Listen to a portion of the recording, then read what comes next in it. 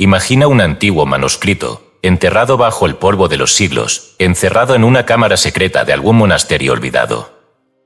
Un texto cuyos signos están escritos con una caligrafía precisa, casi como si hubieran sido trazados por una mano que comprendía algo más allá de la comprensión humana.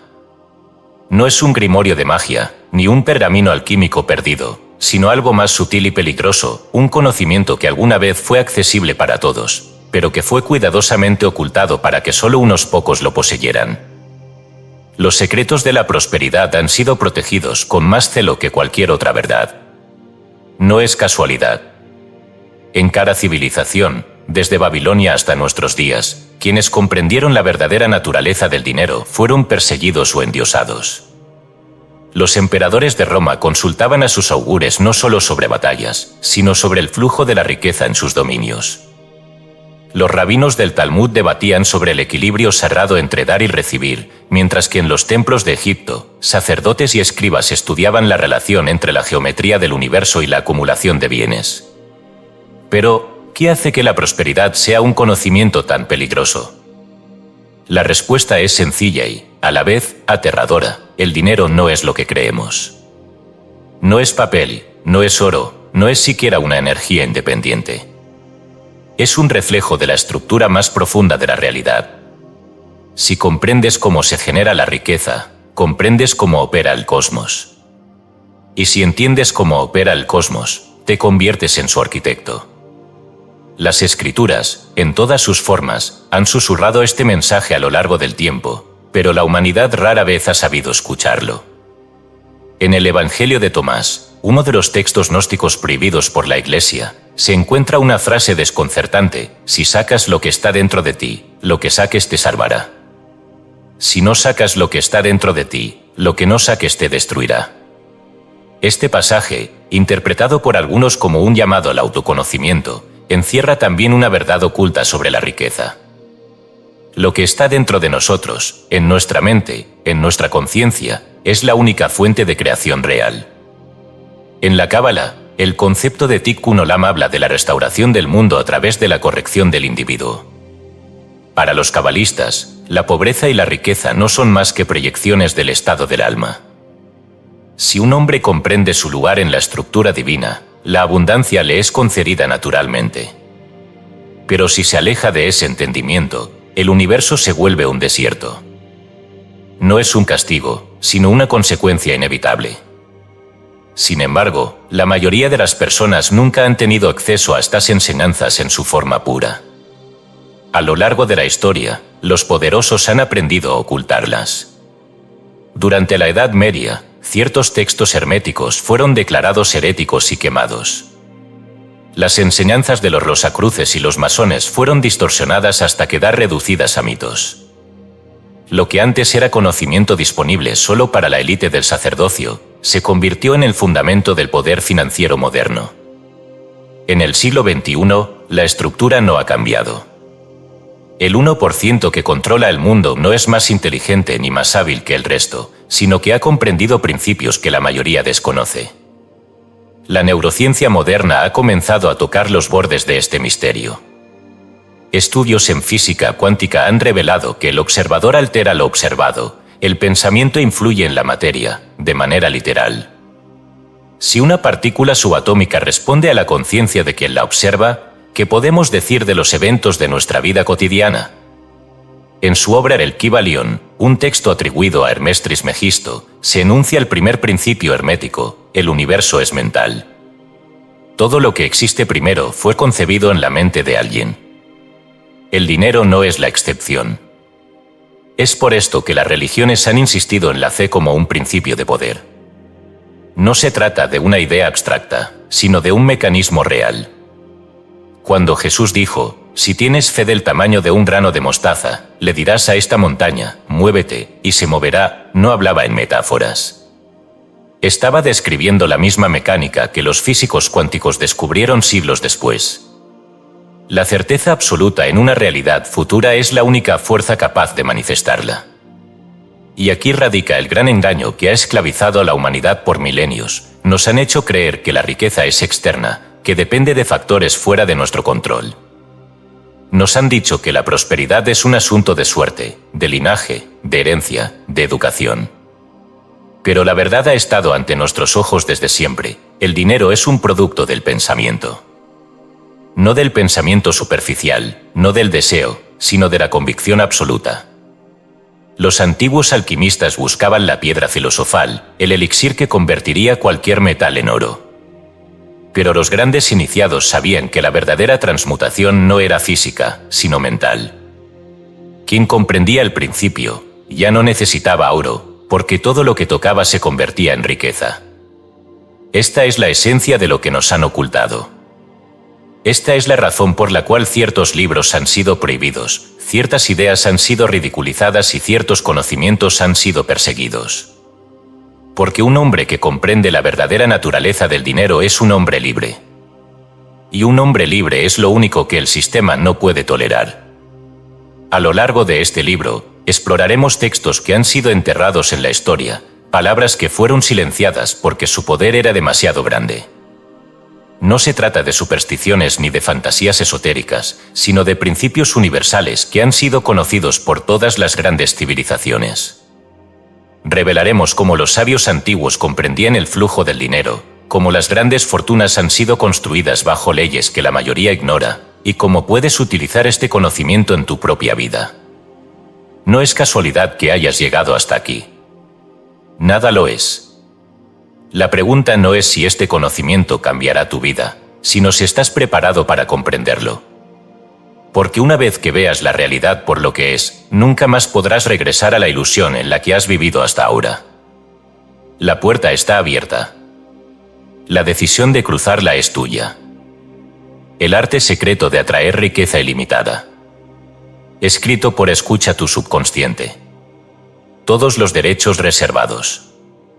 Hemos notado que más del 90% que visita en nuestro canal no está suscrito. Puede apoyar este proyecto presionando el botón de suscribirse y dándole me gusta al vídeo. Gracias por inspirarnos en seguir creando más y mejor contenido para ti. ¿Estás listo para transformar tu vida? Capítulo 1. El dinero como fuerza espiritual y energética. El dinero nunca ha sido simplemente metal, papel o números en una pantalla. Ha sido fuego, viento y océano.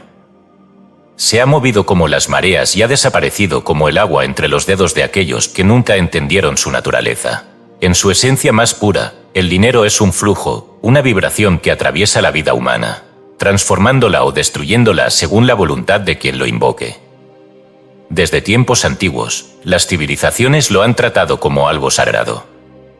No hay imperio que no haya rendido culto a la riqueza. En el antiguo Egipto, la diosa Maat representaba la armonía y el equilibrio, la balanza que pesaba las almas, pero también era el principio detrás del comercio, el orden natural que regía la prosperidad.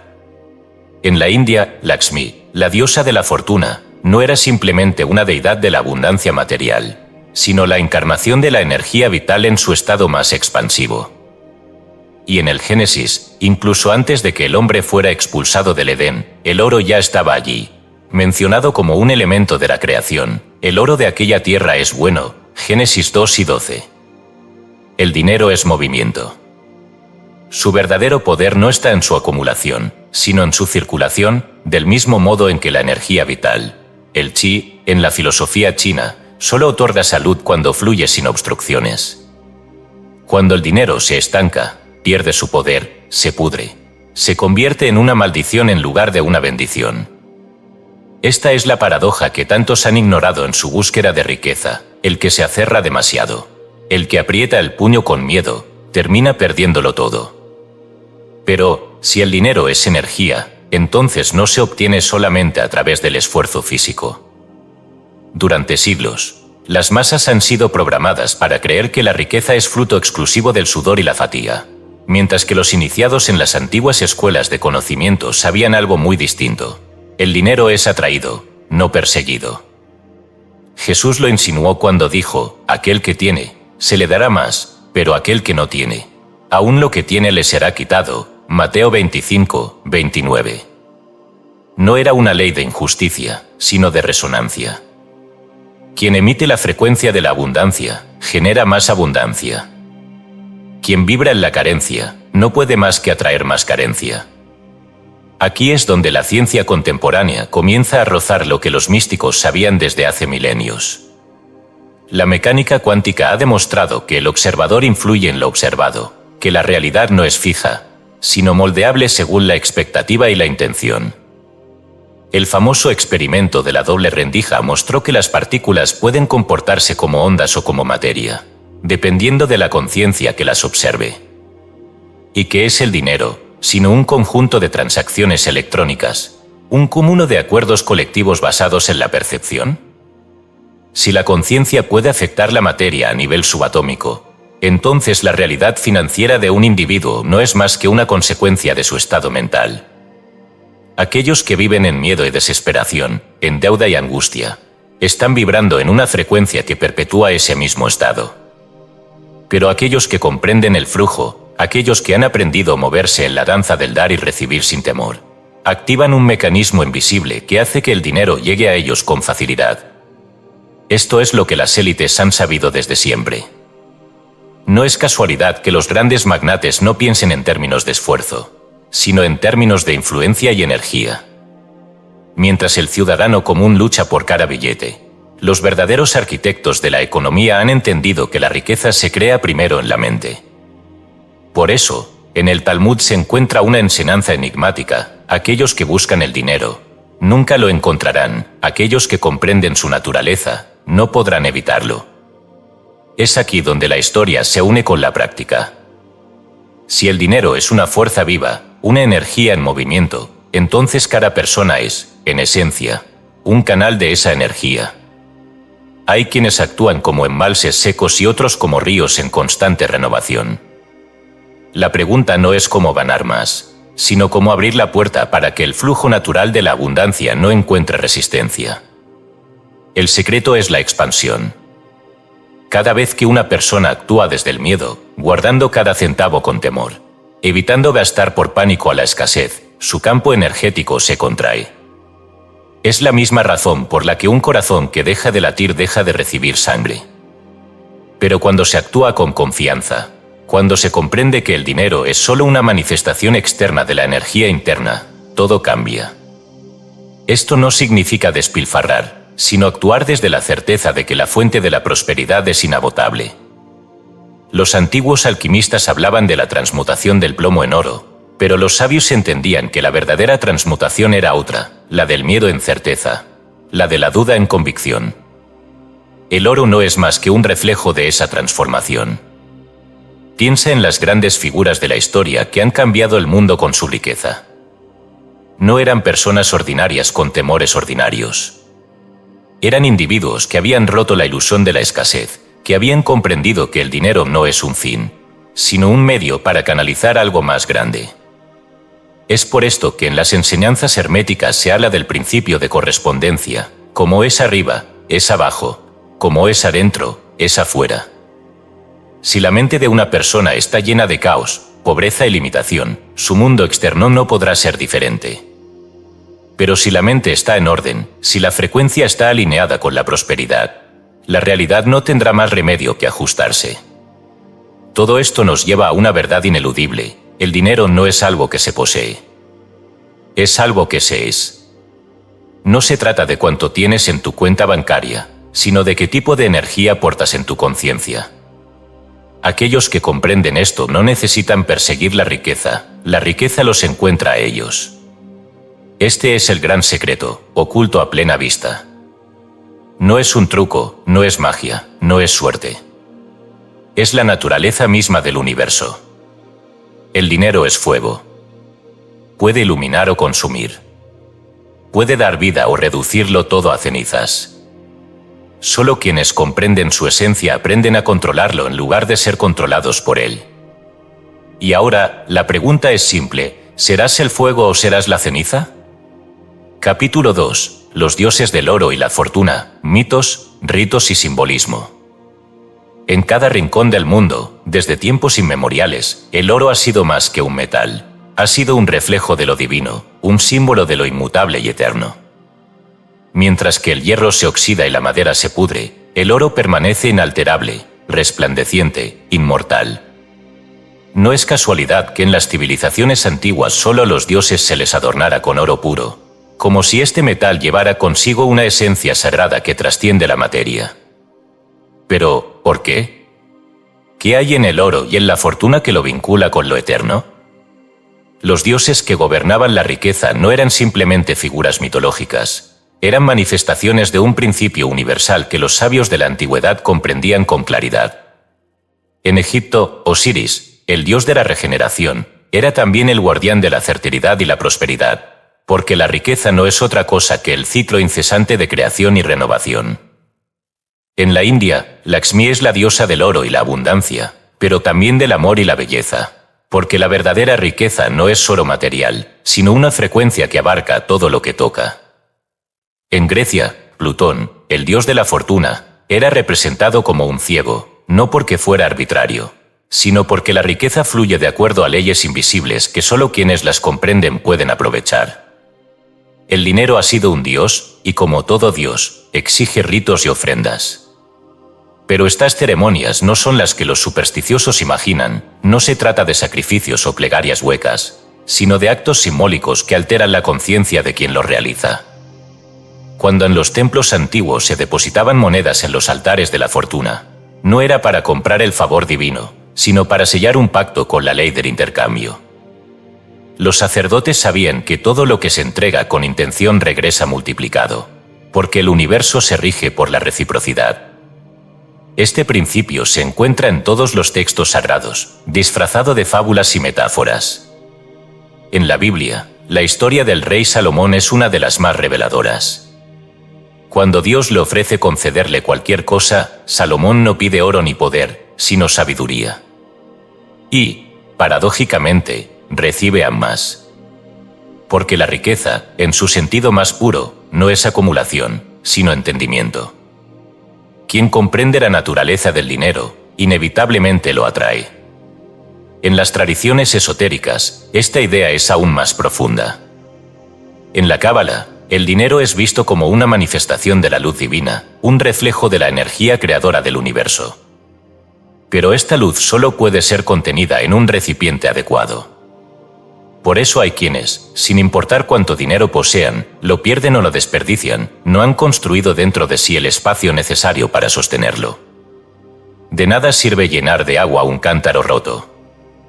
Este conocimiento, aunque oculto, ha sido utilizado por los poderosos desde siempre. En las antiguas sociedades secretas, el oro no era solo un símbolo de riqueza, sino de transformación. Los alquimistas no buscaban convertir el plomo en oro por codicia, sino porque sabían que el oro era la expresión final de un proceso interno, la purificación del ser. El mundo moderno ha olvidado estas enseñanzas. La riqueza es vista como una meta externa, algo que se debe perseguir con esfuerzo, en lugar de comprenderse como una consecuencia natural de una mente alineada con las leyes universales. Pero los grandes magnates y las dinastías que han gobernado el dinero durante siglos han mantenido vivo este conocimiento. No se trata de magia ni de superstición, sino de entender la estructura misma de la realidad. La neurociencia moderna empieza a confirmar lo que los sabios intuían. Experimentos sobre la plasticidad cerebral han demostrado que el entorno mental de una persona moldea directamente su realidad. En otras palabras, la forma en que percibimos el dinero determina nuestra relación con él. Aquellos que lo ven como algo escaso, como un recurso limitado que debe ser arrancado del mundo con sufrimiento, viven perpetuamente en la carencia. Pero quienes lo entienden como un flujo incesante de energía, como una manifestación externa de un estado interno, lo atraen con facilidad. Aquí es donde la historia se une con la práctica. En el mundo antiguo, los ritos de prosperidad no eran superstición, sino ejercicios de reprogramación mental. Al ofrecer oro a los dioses, los iniciados estaban entrenando su conciencia para aceptar la abundancia. Al repetir mantras y oraciones de riqueza, estaban moldeando sus estructuras neuronales para resonar con la frecuencia de la fortuna. Hoy en día, estos principios siguen vigentes, aunque disfrazados de estrategias modernas. Cuando una persona dona sin miedo, sin apego, está participando en la misma ley de intercambio que los sacerdotes egipcios enseñaban. Cuando alguien visualiza su éxito con absoluta convicción, está activando los mismos procesos neurológicos que los místicos utilizaban en sus rituales de manifestación. Pero la pregunta clave es, ¿qué tipo de Dios es el dinero para ti? Para algunos, es un tirano que gobierna sus vidas con miedo y escasez. Para otros, es un aliado que fluye con naturalidad. La respuesta a esta pregunta define no solo la cuenta bancaria de una persona, sino toda su existencia. Los antiguos sabían que los dioses solo respondían a quienes los comprendían. El dinero, como cualquier energía, solo se alinea con aquellos que han aprendido su lenguaje. No se trata de suerte ni de azar. Es una ley. Y solo quienes la dominan dejan de ser esclavos de la fortuna para convertirse en sus dueños. Capítulo 3. El legado de los sabios, frases y pensamientos perdidos sobre el dinero. La historia humana ha sido moldeada por la palabra. Lo que un hombre piensa, lo dice, lo que dice, lo convierte en acción, y lo que acciona, termina por definir su destino. Desde los templos de Mesopotamia hasta las modernas torres de cristal donde se decide el destino económico del mundo, la riqueza ha sido entendida por unos pocos y malinterpretada por la mayoría. Pero en los rincones olvidados de la historia, en manuscritos enterrados y citas que han sido deliberadamente ignoradas, yace el testimonio de aquellos que realmente comprendieron la naturaleza del dinero.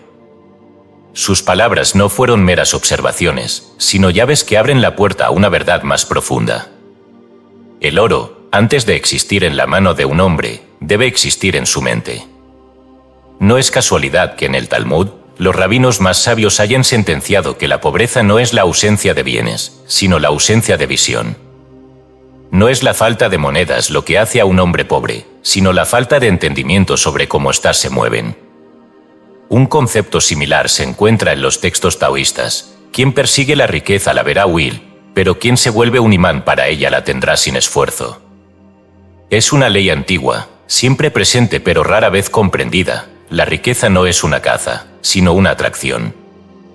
En el Evangelio de Tomás, uno de los textos considerados heréticos y prohibidos por la Iglesia primitiva, Jesús es citado diciendo, «A quien tiene se le dará más, y a quien no tiene, aun lo que tiene le será quitado». Esta frase, despojada de su contexto, ha sido interpretada como un cruel decreto del destino, una confirmación de que el mundo es injusto. Pero su verdadero significado se encuentra en la estructura de la realidad misma. La riqueza, como la luz o el conocimiento, se expande en quien la sostiene con certeza y se desvanece en quien la teme. No es una cuestión moral, sino vibracional. Los sabios antiguos sabían que el dinero no es un objeto, sino una consecuencia. Los filósofos de la Grecia clásica lo describieron como un reflejo del carácter. Aristóteles, quien escribió sobre economía con la misma profundidad con la que analizó la metafísica, afirmó que la riqueza es el resultado del uso adecuado del pensamiento. No es el esfuerzo físico lo que la genera, sino la correcta disposición de la mente y las acciones alineadas con esa comprensión. Este concepto es respaldado ahora por la neurociencia. Estudios sobre la plasticidad cerebral han demostrado que el entorno financiero de una persona está directamente relacionado con su estructura neuronal. Es decir, alguien que ha sido programado para ver el dinero como un problema, inevitablemente vivirá problemas económicos, mientras que quien ha sido educado en la certeza de la abundancia atraerá oportunidades sin esfuerzo aparente. Uno de los grandes olvidados en este campo fue Baltasar Gracián, un escritor y filósofo del siglo de oro español. En su obra El oráculo manual y arte de prudencia, dejó una sentencia que pocos han entendido en su verdadera profundidad: el dinero nunca falta, lo que falta es el ingenio para poseerlo. Lo que Gracián insinúa aquí es una verdad que los poderosos siempre han sabido: la escasez es una ilusión. No hay falta de dinero en el mundo, solo falta de percepción para verlo y atraerlo. Otro de los grandes sabios de la humanidad, oculto tras los pliegues del tiempo, fue Ibn Khaldún, historiador y economista árabe del siglo XIV. En su obra Al-Muqaddima, describió con precisión cómo la riqueza fluye en ciclos y cómo el auge y caída de imperios han estado siempre ligados a la mentalidad de sus líderes. Su teoría, adelantada por siglos, predijo lo que hoy llamamos crisis económicas, cuando una sociedad deja de entender el flujo de la riqueza y empieza a actuar desde el miedo y la restricción, inevitablemente cae en la miseria. estos principios no son meros pensamientos abstractos. En el mundo real, aquellos que comprenden estas ideas y las aplican son los que terminan moldeando la economía global. No es casualidad que los multimillonarios más influyentes no trabajen más horas que un obrero promedio, ni se desgasten físicamente. La diferencia radica en cómo perciben la riqueza y en cómo han construido su relación con ella. El Talmud enseña que el primer paso para la abundancia es dejar de verla como un misterio inalcanzable. No es el azar ni el destino quienes deciden quién será rico y quién no, sino la disposición interna de cada persona. Lao se lo expresó de otro modo: el que se conoce a sí mismo es sabio, el que se domina a sí mismo es poderoso. Porque quien no es esclavo de sus pensamientos puede dominar la materia. Lo que todas estas enseñanzas nos revelan es que la riqueza nunca ha sido el problema. El problema ha sido el desconocimiento de su verdadera naturaleza. Durante siglos, el dinero ha sido demonizado por algunos y adorado por otros, pero siempre desde una comprensión incompleta. La clave no está en rechazarlo ni en idolatrarlo, sino en comprenderlo como una manifestación de algo mayor. El legado de los sabios es claro: la riqueza es un reflejo de la conciencia. No está allá afuera, esperando ser tomada. Está dentro, esperando ser liberada. Y solo quienes la entienden pueden poseerla sin temor. Capítulo 4. El secreto del éxito según los textos apócrifos y gnósticos. En los márgenes de la historia, entre los fragmentos de pergaminos ocultos en cuevas y códices enterrados bajo siglos de dogma, yace un conocimiento que no fue hecho para todos. Son palabras que alguna vez vibraron en la mente de los iniciados, textos que prometían no solo sabiduría, sino un dominio absoluto sobre la realidad. No es casualidad que fueran perseguidos, censurados y declarados heréticos. Porque aquel que los entiende deja de ser un esclavo del mundo. Y nadie que gobierna un imperio quiere súbditos que han descubierto cómo forjar su propio destino. El éxito, como el oro, ha sido tratado como un misterio. Nos han enseñado a verlo como un privilegio concedido a unos pocos, como un fruto reservado solo para aquellos que nacen con la bendición de la fortuna. Pero los antiguos sabían algo distinto. Sabían que el éxito no es una recompensa, sino una consecuencia. No es un premio al esfuerzo ciego, sino el resultado inevitable de un conocimiento que trasciende lo material. Los evangelios apócrifos y gnósticos son la prueba de ello.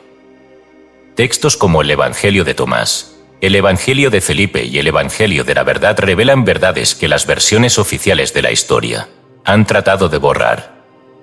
En ellos, Jesús no aparece como un Mesías que pide obediencia ciega, sino como un maestro que enseña el dominio de la realidad. En el Evangelio de Tomás, una de sus frases más poderosas dice: «El reino de Dios está dentro de vosotros y fuera de vosotros. Cuando os conozcáis a vosotros mismos, entonces seréis conocidos y comprenderéis que sois hijos del Padre viviente. Pero si no os conocéis a vosotros mismos, estaréis en la pobreza y seréis la pobreza». Aquí, en pocas palabras, se revela el mayor secreto de la humanidad. El éxito no es algo externo que se persigue. Es algo interno que se desbloquea. La pobreza no es la ausencia de dinero, sino la ausencia de entendimiento. La riqueza, en todas sus formas, es un estado de conciencia. No depende de la suerte, ni del entorno, ni de los recursos externos, sino de la comprensión interna de quien la posee. Los gnósticos creían que el mundo material era una ilusión construida por fuerzas que deseaban mantener a la humanidad en la ignorancia. Llamaban a estas fuerzas los arcontes, entidades que controlaban la percepción de la realidad y mantenían a los hombres atrapados en una existencia de miedo y limitación. Según su visión, la única manera de liberarse era despertar, recordar la verdad sobre uno mismo, reconocer que la realidad es maleable y que el destino no está escrito, sino creado. Este concepto, que por siglos fue considerado herejía, hoy resuena con las más avanzadas teorías de la ciencia. La física cuántica ha demostrado que la materia no es fija, sino que responde a la conciencia del observador. Los experimentos en neurociencia han revelado que el cerebro no distingue entre la realidad externa y la Imaginación intensa, lo que significa que los pensamientos no son meros impulsos eléctricos sin importancia, sino planos de construcción de la realidad. Aquí es donde el éxito se vuelve una cuestión de conocimiento oculto. Si la realidad es creada por la conciencia, entonces quien domina su mente domina el mundo. Esta es la enseñanza subyacente de los evangelios gnósticos: lo que saques de ti te salvará. Lo que no saques de ti te destruirá. La clave del éxito no está en lo que se busca fuera, sino en lo que se libera desde dentro. Es por esto que los iniciados en las antiguas escuelas de sabiduría no aprendían estrategias comerciales, ni técnicas convencionales de liderazgo. Aprendían a pensar de una manera distinta. Aprendían que el éxito no es un punto de llegada, sino un estado que se lleva consigo. Quien es exitoso en su interior, inevitablemente lo manifiesta en su vida externa. Quien es pobre en su interior, aunque acumule riquezas, tarde o temprano volverá a la miseria. El Talmud enseña algo similar en una de sus parábolas menos conocidas. Un hombre pobre y un hombre rico pasaron por el mismo desierto. Uno encontró un oasis y el otro solo vio arena. No fue el desierto lo que cambió, sino la mirada de quien lo atravesaba. El éxito no es una circunstancia, es una percepción. Pero si esto es cierto, ¿por qué tantos fracasan? ¿Por qué la riqueza sigue concentrada en manos de unos pocos? Porque el mundo ha sido diseñado para distraer, para hacer que la humanidad mire hacia afuera en lugar de hacia adentro.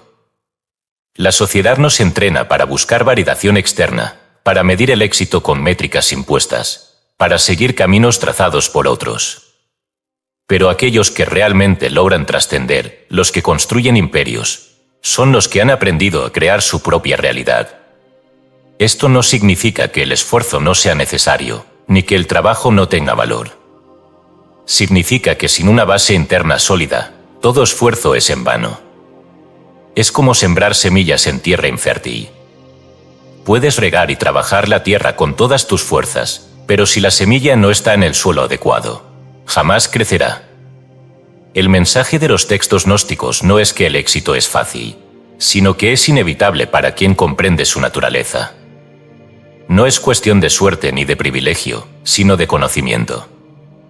La clave del éxito, entonces, no está en buscar más oportunidades, sino en reconfigurar la percepción para ver las oportunidades que siempre han estado allí. En la India, los antiguos maestros espirituales hablaban del concepto de Maya, la gran ilusión que mantiene a los hombres atrapados en un ciclo de deseo y sufrimiento. Maya es la creencia de que la realidad es fija, de que el destino está escrito, de que el éxito es un privilegio otorgado por fuerzas externas. Pero aquellos que despertaban de la ilusión comprendían que el mundo es un reflejo de la conciencia, y que la única limitación real es la que uno mismo acepta. Los gnósticos enseñaban lo mismo con otras palabras. El reino de Dios no es un lugar en el cielo, sino un estado de conciencia. La verdadera riqueza no es material, sino mental. Y el éxito no es algo que se alcanza, sino algo que se recuerda. Al final, todo regresa a la misma verdad esencial. El éxito es un conocimiento prohibido porque hace innecesario el control. Un hombre que entiende que su destino está en sus manos no puede ser manipulado. No puede ser gobernado por el miedo. No puede ser reducido a una pieza dentro de un sistema que lo necesita débil. Es por eso que estos textos fueron censurados. Es por eso que esta sabiduría fue convertida en herejía. Porque libera. Porque transforma. Porque quien la comprende, deja de buscar el éxito y comienza a crearlo. Y aquel que lo crea, ya no necesita permiso para poseerlo. Capítulo 5. La clave de la abundancia en el Talmud, la Cábala y la Biblia. En lo más profundo de la historia, donde las palabras se convierten en ecos y las enseñanzas se velan en símbolos, la abundancia ha sido entendida como algo más que una cuestión de riqueza material. En los textos sagrados, el dinero no es solo un medio de intercambio, sino un reflejo de la relación entre el ser humano y el orden divino. Aquellos que han sabido leer más allá de las palabras han encontrado en la Biblia, el Talmud y la Cábala no solo un manual de moralidad, sino un código oculto sobre la verdadera naturaleza de la prosperidad. Desde el Génesis hasta los escritos rabínicos, la riqueza ha sido tratada como una corriente que fluye a través de la conciencia del individuo. No es algo que se posee, sino algo que se canaliza. Como un río que encuentra su camino hacia el océano, la abundancia es atraída por quienes comprenden su naturaleza. En la Torá, cuando Dios bendice a Abraham, no lo hace con simples palabras, sino con una promesa que ha resonado a lo largo de los siglos: te bendeciré y serás bendición. Génesis 12, 2. Esta frase encierra un principio oculto: la abundancia no es un destino, sino una expansión. Solo aquel que se convierte en una fuente de bendición puede sostener la riqueza sin que ésta se le escape de las manos. Este concepto se desarrolla con mayor profundidad en la Cábala, donde se enseña que la luz divina solo puede manifestarse en la medida en que encuentra un recipiente adecuado. La riqueza funciona bajo el mismo principio. No es suficiente con desearla, ni siquiera con buscarla, es necesario convertirse en alguien capaz de recibirla. En los textos cabalísticos, se habla de la vasija, la estructura interna del individuo que determina cuánto puede contener. Un recipiente roto no puede sostener agua, y de la misma manera, una mente llena de contradicciones y temores no puede sostener el flujo de la abundancia. Pero esto no es solo una metáfora espiritual. La neurociencia ha demostrado que el cerebro humano funciona bajo patrones de reconocimiento y expectativa. Es decir, lo que una persona espera encontrar en su vida, inevitablemente lo encontrará. Si su sistema de creencias está condicionado por la escasez, su mente buscará, consciente e inconscientemente, confirmar esa escasez. Pero si ha sido reprogramado para percibir la abundancia, su percepción del mundo cambiará y, con ello, su realidad. Esto no es superstición, sino el principio de la neuroplasticidad, el mismo concepto que los antiguos místicos describían con otras palabras: como es arriba, es abajo; como es adentro, es afuera. El Talmud, la compilación de enseñanzas rabínicas que ha guiado a generaciones, profundiza aún más en la relación entre el individuo y la riqueza. En uno de sus pasajes menos conocidos, se dice: el hombre no es dueño de su fortuna, sino del canal a través del cual ella fluye. Esta idea desmonta por completo la visión tradicional del dinero como un objeto estático. En su lugar, lo presenta como una energía que se mueve en función de quien la recibe. Un hombre no posee dinero, sino que se convierte en un puente por el cual éste circula. Pero, si esto es cierto, ¿por qué hay quienes parecen ser imanes naturales para la riqueza, mientras que otros luchan constantemente contra la escasez? La respuesta también se encuentra en los textos sagrados. En el Deuteronomio, Dios le dice a su pueblo: acuérdate de Jehová tu Dios, porque Él te da el poder para hacer riquezas. Deuteronomio 8 y 18. Aquí, la clave no está en la riqueza misma, sino en la capacidad de generarla. No se trata de tener dinero, sino de tener la estructura mental, emocional y espiritual para atraerlo y multiplicarlo. Esta idea es similar a lo que hoy entendemos en psicología como el locus de control, la creencia de que uno es el creador de su propia realidad. Aquellos con un locus de control interno, que creen que su éxito depende de sus propias acciones, son los que logran construir riqueza con mayor facilidad. Mientras que aquellos con un locus de control externo, que creen que la riqueza es cuestión de suerte o destino, viven atrapados en ciclos de escasez. Los sabios del Talmud entendieron esto hace siglos. En sus enseñanzas, insistían en que la verdadera riqueza no es el oro ni la plata, sino la comprensión del flujo del dinero. Porque aquel que entiende el sistema ya no depende de la fortuna ni del azar. Se convierte en dueño de su destino. En el Zohar, el texto central de la Cábala, se explica que la abundancia es como la luz del sol, infinita, inagotable, pero solo visible para aquellos que tienen los ojos abiertos. Quien se ciega con miedos y creencias limitantes no puede recibirla, del mismo modo que un recipiente boca abajo nunca podrá llenarse. Pero esto nos lleva a una pregunta fundamental: ¿cómo abrir los ojos a la abundancia? ¿Cómo cambiar la percepción para que la riqueza fluya de manera natural? Aquí es donde la Biblia ofrece una respuesta que ha sido malinterpretada durante siglos. Jesús, en el Evangelio de Mateo, dice una frase enigmática: buscad primero el reino de Dios y su justicia, y todas estas cosas os serán añadidas. Mateo 6 y 33. Durante siglos, esta enseñanza ha sido entendida como un llamado al desapego material, como una indicación de que la riqueza es irrelevante. Pero los místicos han sabido que su significado es mucho más profundo.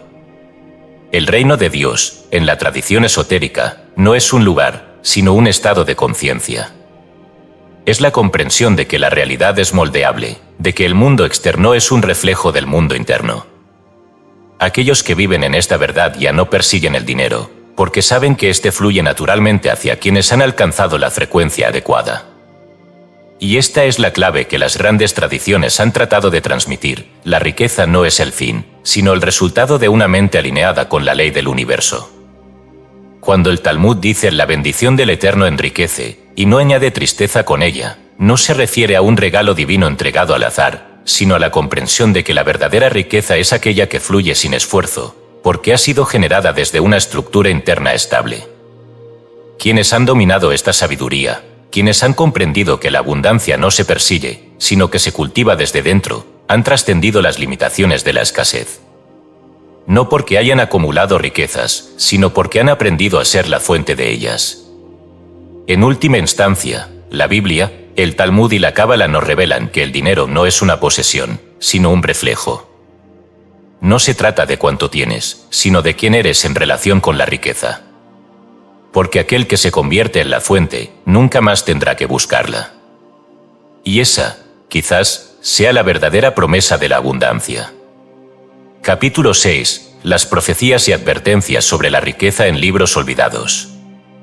Las grandes civilizaciones han creído, durante milenios, que la riqueza es un don de los dioses, una bendición entregada a unos pocos y negada a otros. Sin embargo, en los márgenes de la historia, en textos prohibidos y manuscritos ocultos, se encuentran advertencias que contradicen esta creencia.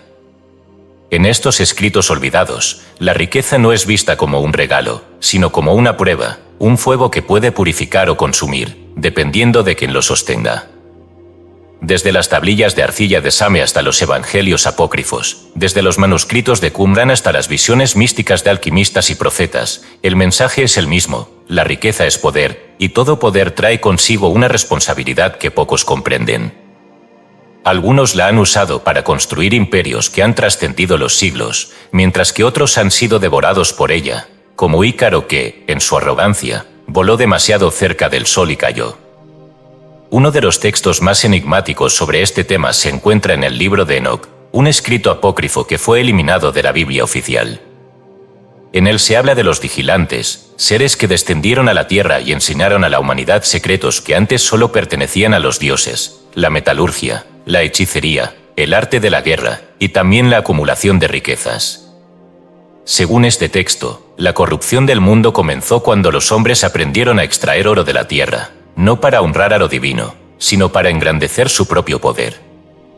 Enoc advierte que la riqueza obtenida sin propósito espiritual se convierte en un peso que hunde el alma. Esta idea resuena con otras tradiciones esotéricas. En los manuscritos gnósticos de Nag Hammadi, se describe la materia como un velo que oculta la verdadera luz. Según estos escritos, aquellos que se apegan demasiado a la riqueza material terminan prisioneros de ella, confundiendo su verdadero propósito en la existencia. El Evangelio de Felipe, otro texto apócrifo, dice: hay quienes temen perder lo que poseen, pero no comprenden que su temor ya los ha hecho esclavos. Aquí, la advertencia no es contra la riqueza en sí, sino contra la actitud que se tiene hacia ella. La verdadera prisión no es la pobreza, sino la obsesión por el dinero que encadena la mente y el espíritu.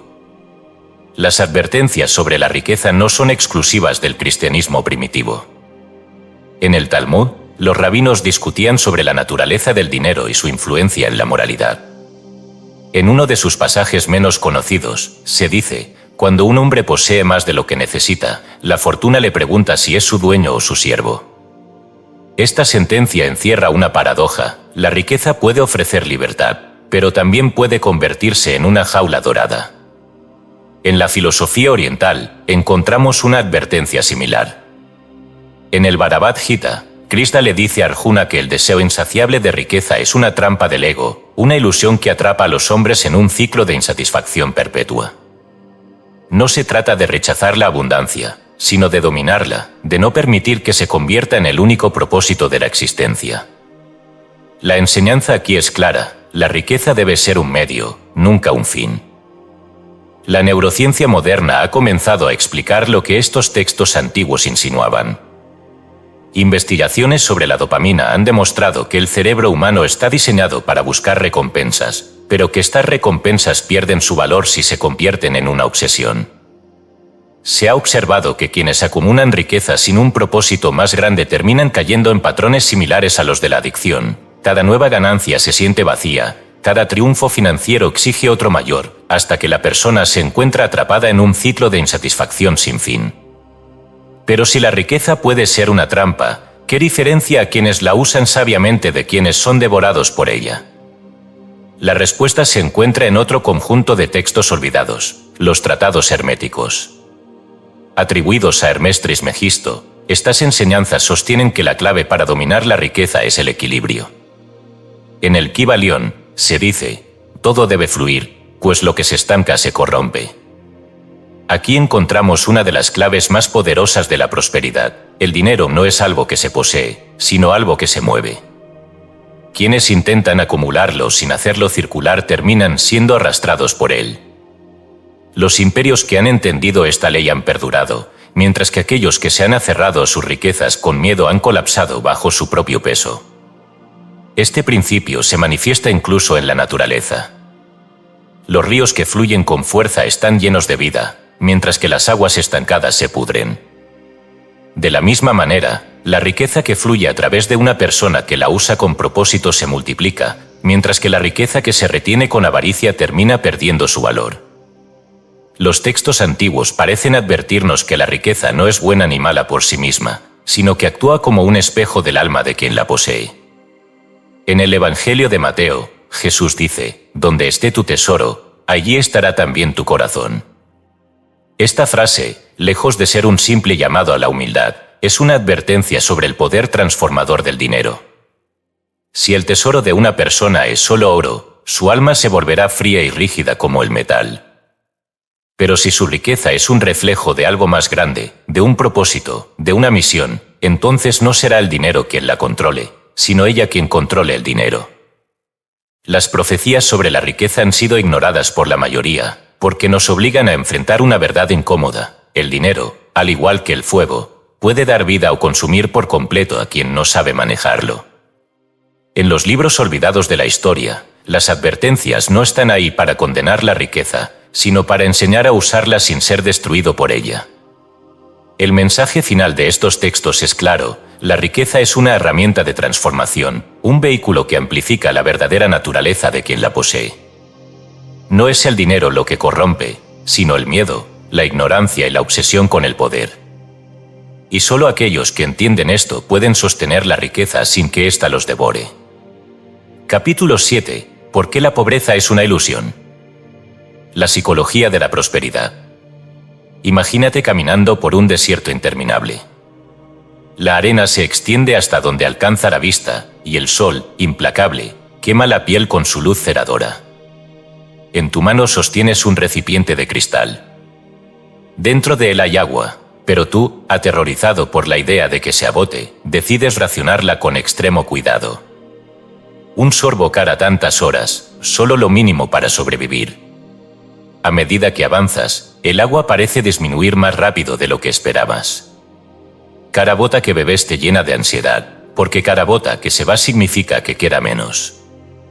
Hasta que, finalmente, cuando el miedo te ha dominado por completo, cuando el pensamiento de la escasez ha consumido todo tu ser, el recipiente se vacía. Y cuando, desesperado, levantas la vista, te das cuenta de que justo delante de ti hay un oasis que no habías visto porque tu mente estaba atrapada en el temor. Así es la pobreza, una percepción que nubla la realidad, una prisión creada por la mente antes de ser experimentada en el mundo material. Es un espejismo que se refuerza con cada pensamiento de carencia, con cada acto motivado por el miedo en vez de por la confianza. No es la falta de recursos lo que empobrece al hombre, sino la convicción de que está condenado a la escasez. Desde tiempos inmemoriales, los sabios han advertido que la pobreza no es una condición externa, sino un estado mental. En el Talmud, se dice que el pobre no es aquel que no tiene, sino aquel que no sabe que puede tener. Esta idea, lejos de ser una simple parábola, es una clave oculta dentro de los textos sagrados. Lo que un hombre cree acerca del dinero determina su relación con él. La Biblia refuerza esta enseñanza con una afirmación contundente, porque ¿cuál es su pensamiento en su corazón? Tal es él, Proverbios 23, 7. Aquí no se habla de moralidad ni de destino divino, sino de un principio psicológico y universal. La realidad que una persona experimenta es un reflejo de su programación mental. La neurociencia moderna ha comenzado a validar esta sabiduría antigua. Investigaciones en plasticidad cerebral han demostrado que el cerebro humano está diseñado para reforzar lo que cree. Una persona que ha sido condicionada a ver la escasez encuentra pruebas de escasez en todas partes. Se vuelve ciega a las oportunidades, incluso cuando están justo frente a ella. Pero una persona que ha entrenado su mente para ver la abundancia desarrolla un sistema perceptivo que detecta posibilidades donde otros solo ven obstáculos. El experimento de la atención selectiva, realizado por psicólogos en la Universidad de Harvard, lo demuestra de manera clara. Se mostró a los participantes un vídeo en el que debían contar cuántas veces un grupo de personas pasaba un balón. En el medio del vídeo, una persona disfrazada de gorila atravesaba la escena. Más de la mitad de los participantes no vieron al gorila, porque su mente estaba tan enfocada en el balón que su percepción excluyó todo lo demás. Esto es exactamente lo que ocurre con la riqueza y la pobreza. Lo que una persona espera ver en el mundo determina lo que percibe. Aquí es donde la metáfora del desierto cobra su verdadero significado. Aquellos que creen que la escasez es la única realidad, que están convencidos de que el dinero es difícil de obtener y que la fortuna es una cuestión de azar, están caminando con la mirada baja, contando gotas de agua en un recipiente cada vez más vacío. Pero aquellos que han entendido que la riqueza es un flujo constante, que el mundo está lleno de oportunidades invisibles para quienes no las buscan, levantan la vista y ven el oasis que ha estado allí todo el tiempo. Las enseñanzas cabalísticas lo expresan de otra manera. En la Cábala, el concepto de Sefa describe la abundancia como un río de luz divina que nunca deja de fluir. Pero la capacidad de recibir esta luz depende del estado interno de la persona. Un recipiente cerrado no puede ser llenado. Un hombre que teme gastar no puede recibir. Un corazón que se cierra con desconfianza no puede atraer la prosperidad. Este principio no es una superstición, sino una ley universal. Todo lo que circula crece. Un músculo que se usa se fortalece. Un talento que se ejercita se desarrolla. Un río que fluye se ensancha con el tiempo. Pero lo que se retiene con miedo se deteriora. El oro que se esconde en una bóveda se convierte en un símbolo de parálisis, en un peso muerto en lugar de una fuerza generativa. Es por esto que, en muchas culturas antiguas, la moneda no se creaba para ser acumulada, sino para ser intercambiada. En los mercados de la Grecia clásica, los filósofos enseñaban que la riqueza no era la cantidad de dinero que un hombre poseía, sino su capacidad para hacer que ese dinero se moviera en favor de su comunidad y su visión. Aquí radica la verdadera ilusión de la pobreza, la creencia de que el dinero es un objeto, en lugar de entenderlo como un flujo. Quienes lo ven como algo estático lo pierden. Quienes lo comprenden como una corriente aprenden a navegar en él. En el Evangelio de Tomás, otro de los textos apócrifos prohibidos por la Iglesia, se encuentra una enseñanza que rompe con la visión tradicional de la riqueza. Si sacas lo que está dentro de ti, lo que saques te salvará. Si no sacas lo que está dentro de ti, lo que no saques te destruirá. La pobreza no se erradica con más dinero, sino con un cambio de percepción. Un hombre que gana la lotería sin haber transformado su mentalidad pronto se encontrará sin nada. Un hombre que comprende la naturaleza del dinero, aunque pierda todo lo que tiene, inevitablemente lo recuperará. La historia está llena de ejemplos de esto. Hay quienes han perdido fortunas y las han reconstruido en pocos años, mientras que otros han recibido riquezas y las han dilapidado en cuestión de meses. La diferencia nunca ha estado en la cantidad de dinero, sino en la mentalidad de quien lo maneja. Si la pobreza es una ilusión, significa que puede disolverse en el momento en que se cambia la manera de verla. Esto no implica ignorar la realidad material, ni negar las dificultades económicas que enfrentan millones de personas. Pero sí significa que la solución no está únicamente en factores externos, sino en un cambio profundo de conciencia. En última instancia, el dinero es solo un reflejo del estado interno de una persona. No se trata de suerte, ni de trabajo extenuante, ni de circunstancias externas. Se trata de levantar la vista y ver el oasis en lugar de la arena. Porque la riqueza, como el agua en el desierto, ha estado ahí todo el tiempo, esperando a ser encontrada. Capítulo 8. Los secretos de los millonarios de la antigüedad y la élite actual. Imagina una ciudad dorada, una urbe perdida en la historia donde los mercaderes trazan rutas invisibles de riqueza, los gobernantes mueven el destino de naciones y los sacerdotes resguardan en templos ocultos las claves de la abundancia. Esa ciudad ha existido muchas veces a lo largo de los siglos, en Babilonia, en Tiro, en Constantinopla, en la Florencia renacentista, en los pasillos silenciosos de la banca suiza y en los imponentes rascacielos de Wall Street. La riqueza no es una cuestión de azar ni de simple acumulación de bienes. Es el resultado de comprender ciertas reglas que han sido transmitidas en círculos cerrados, ocultas en textos antiguos o protegidas por el silencio de los linajes que han dominado el mundo económico desde tiempos inmemoriales. No es coincidencia que las dinastías financieras más influyentes del mundo hayan perdurado a través de los siglos, mientras que la mayoría de los individuos que alcanzan la fortuna la pierden en el transcurso de una generación. Porque la riqueza no es solo dinero, es un sistema de pensamiento, un lenguaje que se aprende, una estructura mental que moldea la realidad. Los sabios de la riqueza y sus principios ocultos. Los hombres más ricos de la antigüedad no se parecían a los comerciantes ordinarios. Eran estrategas, alquimistas del comercio, maestros de la psicología humana. En Babilonia, la ciudad que dominó el mundo del oro y las transacciones, los sacerdotes del templo de Marduk no solo oficiaban ceremonias religiosas, sino que también manejaban los registros de las primeras instituciones bancarias. Los mercaderes que comprendían la relación entre la espiritualidad y la economía acudían a ellos para aprender el principio fundamental de la riqueza. La prosperidad no es el dinero que posees, sino el flujo que puedes controlar.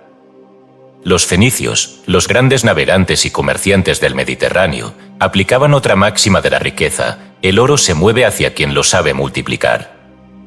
No dejaban que la fortuna se estancara.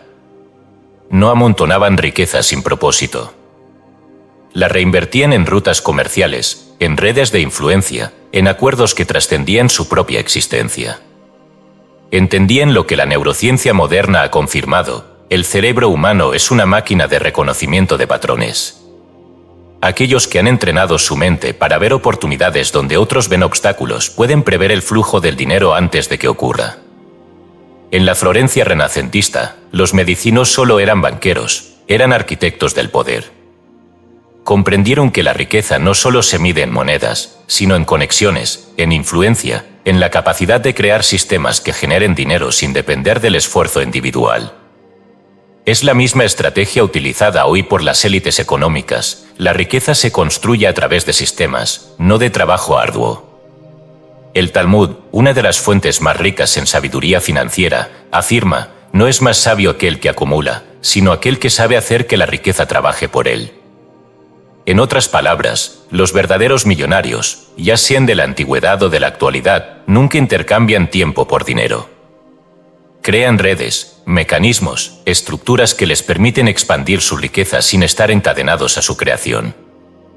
La psicología de la élite, como piensan los verdaderos ricos. La diferencia entre quienes crean riqueza y quienes la pierden no está en la cantidad de dinero que manejan, sino en su relación con él. El error más común entre quienes no han sido entrenados en la mentalidad de la abundancia es pensar en el dinero como un fin. Para la élite, el dinero no es el objetivo, sino un medio para ampliar su esfera de control. Esta diferencia de pensamiento es lo que separa a los magnates de los trabajadores asalariados. Mientras que la mayoría de las personas piensan en términos de ingreso y gasto, los verdaderos ricos piensan en términos de expansión y control. El dinero es solo una herramienta, una energía que fluye hacia aquellos que saben dirigirla. Neurocientíficos han descubierto que la gente con mentalidad de abundancia activa con mayor frecuencia el córtex prefrontal, la parte del cerebro asociada con la planificación, la visión estratégica y la resolución de problemas a largo plazo. Mientras tanto, quienes viven en un estado de escasez tienden a activar la amígdala, la región responsable del miedo y la reacción inmediata. Este descubrimiento confirma lo que los sabios de la antigüedad ya sabían: la mentalidad de riqueza es un estado de dominio mental sobre las circunstancias, no una simple acumulación de bienes. Los linajes de la élite financiera moderna han heredado esta comprensión. No trabajan por dinero, trabajan por control.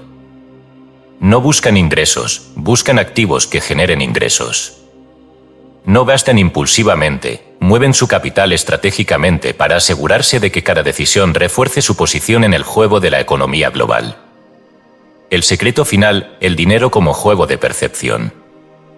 La clave oculta detrás de los millonarios de la historia no es solo su conocimiento de los mercados o su habilidad para hacer negocios. Es su dominio del lenguaje simbólico del dinero. Comprenden que la riqueza es un fenómeno de percepción antes de ser un hecho tangible. Un ejemplo perfecto de esto es la familia Rothschild, cuya fortuna fue construida a través de una estrategia psicológica simple pero devastadoramente efectiva. Durante la batalla de Waterloo, Nathan Rothschild tenía información sobre el desenlace antes que el resto de los financieros en Londres.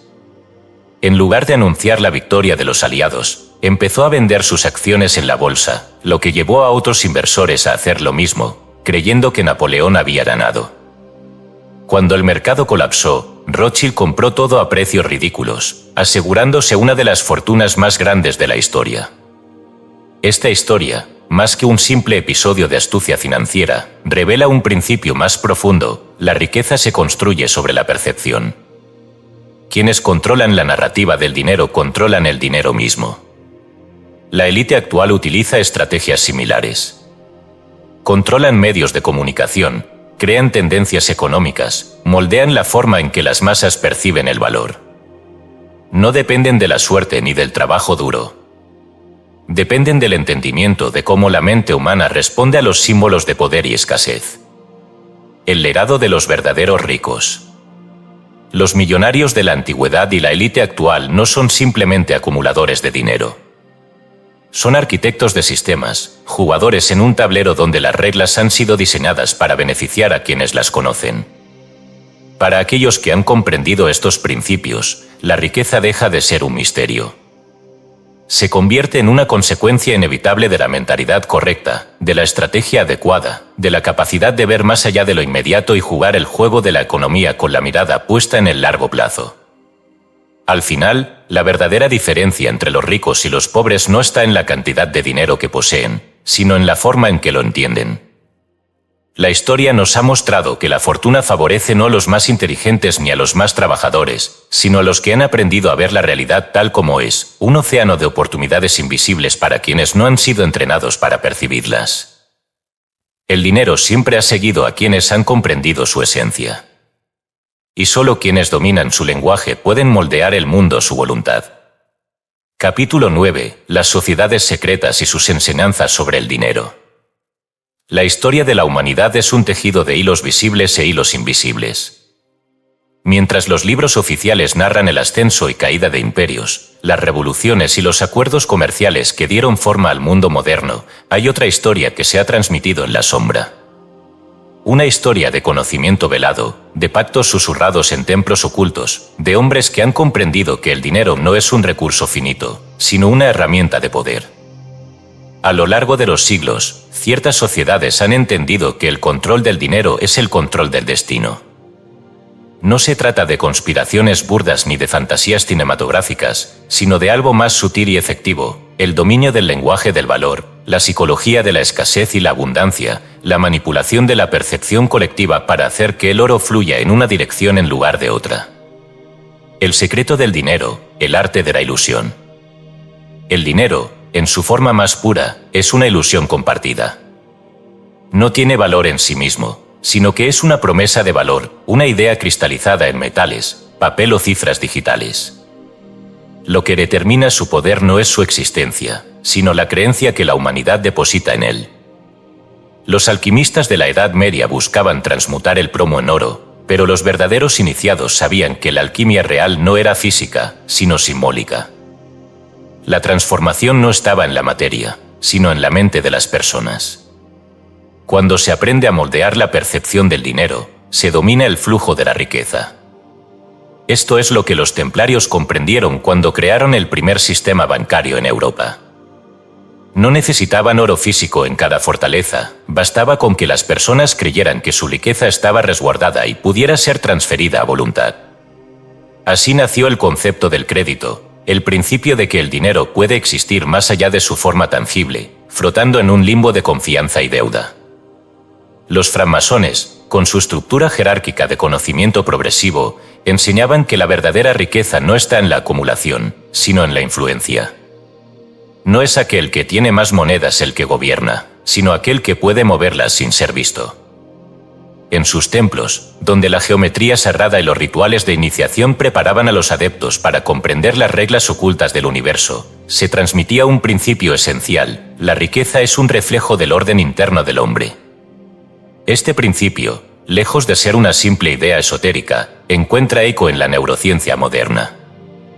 Experimentos han demostrado que la manera en que una persona percibe el dinero modifica su respuesta neuronal ante las oportunidades económicas.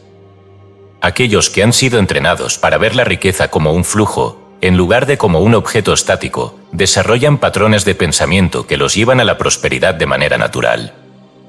El control de la narrativa, como las sociedades secretas han moldeado la economía.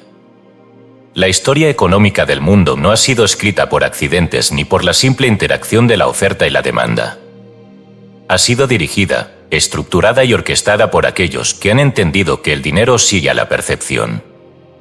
Cuando los banqueros judíos medievales, a quienes se les negaban tierras y títulos nobiliarios, encontraron su camino en el mundo financiero, no lo hicieron acumulando oro, sino controlando su flujo. Comprendieron que aquel que presta dinero a reyes y emperadores termina teniendo más poder que el propio trono. Este mismo conocimiento fue llevado a la perfección por los Rothschild en el siglo XVIII, cuando aprendieron que el verdadero dominio no estaba en el comercio directo, sino en la información. La famosa historia de cómo Nathan Rothschild utilizó información privilegiada sobre la batalla de Waterloo para manipular el mercado de valores en Londres es un ejemplo de cómo el dinero es un juego de percepción. Mientras el público veía caos y derrota, él veía una oportunidad para adquirir activos a precios ridículos. Las élites modernas continúan aplicando estos mismos principios, pero en un escenario digital. Ya no se trata de caballeros templarios protegiendo caravanas de oro o banqueros secretos influyendo en los reyes, sino de algoritmos que manipulan la confianza del mercado, de campañas mediáticas que crean o destruyen economías enteras con una simple narrativa. En el Talmud, hay una enseñanza que resume esta idea de manera brutal: aquel que controla la balanza, controla el mercado. La balanza ya no es física, es simbólica. El mercado ya no es un bazar de monedas y trueques, sino una red de confianza y especulación que puede ser dirigida por aquellos que saben cómo influir en la percepción colectiva. El último secreto, la libertad financiera a través del conocimiento oculto. Las sociedades secretas no han preservado su poder a través de la acumulación de riquezas, sino a través de la transmisión del conocimiento que permite generar riquezas sin depender de la suerte o del esfuerzo físico. Han comprendido lo que los antiguos sabios enseñaban en los manuscritos herméticos: el que conoce la ley no necesita obedecerla, el que desconoce la ley será esclavo de ella. Quienes han logrado independencia financiera sin conocer estas reglas han sido la excepción, no la norma. Porque la riqueza no es solo dinero en una cuenta bancaria, es un sistema de pensamiento, una arquitectura invisible que guía las decisiones de aquellos que saben cómo jugar el juego. En los círculos más altos de la economía global, las decisiones no se toman basadas en emociones ni en impulsos. Se toman con la precisión de un arquitecto que construye un templo, sabiendo que cada piedra colocada en su lugar refuerza la estructura completa. Así es como han operado los verdaderos amos del dinero desde tiempos antiguos, no con ansiedad ni con desesperación, sino con la certeza de que la riqueza fluye naturalmente hacia quienes han aprendido a sostenerla sin miedo. La lección final que estas sociedades han protegido no es un simple truco financiero, ni una fórmula mágica para el éxito.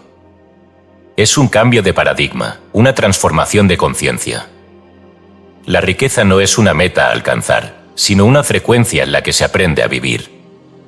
Quienes han entendido esto han dejado de perseguir el dinero y han comenzado a atraerlo.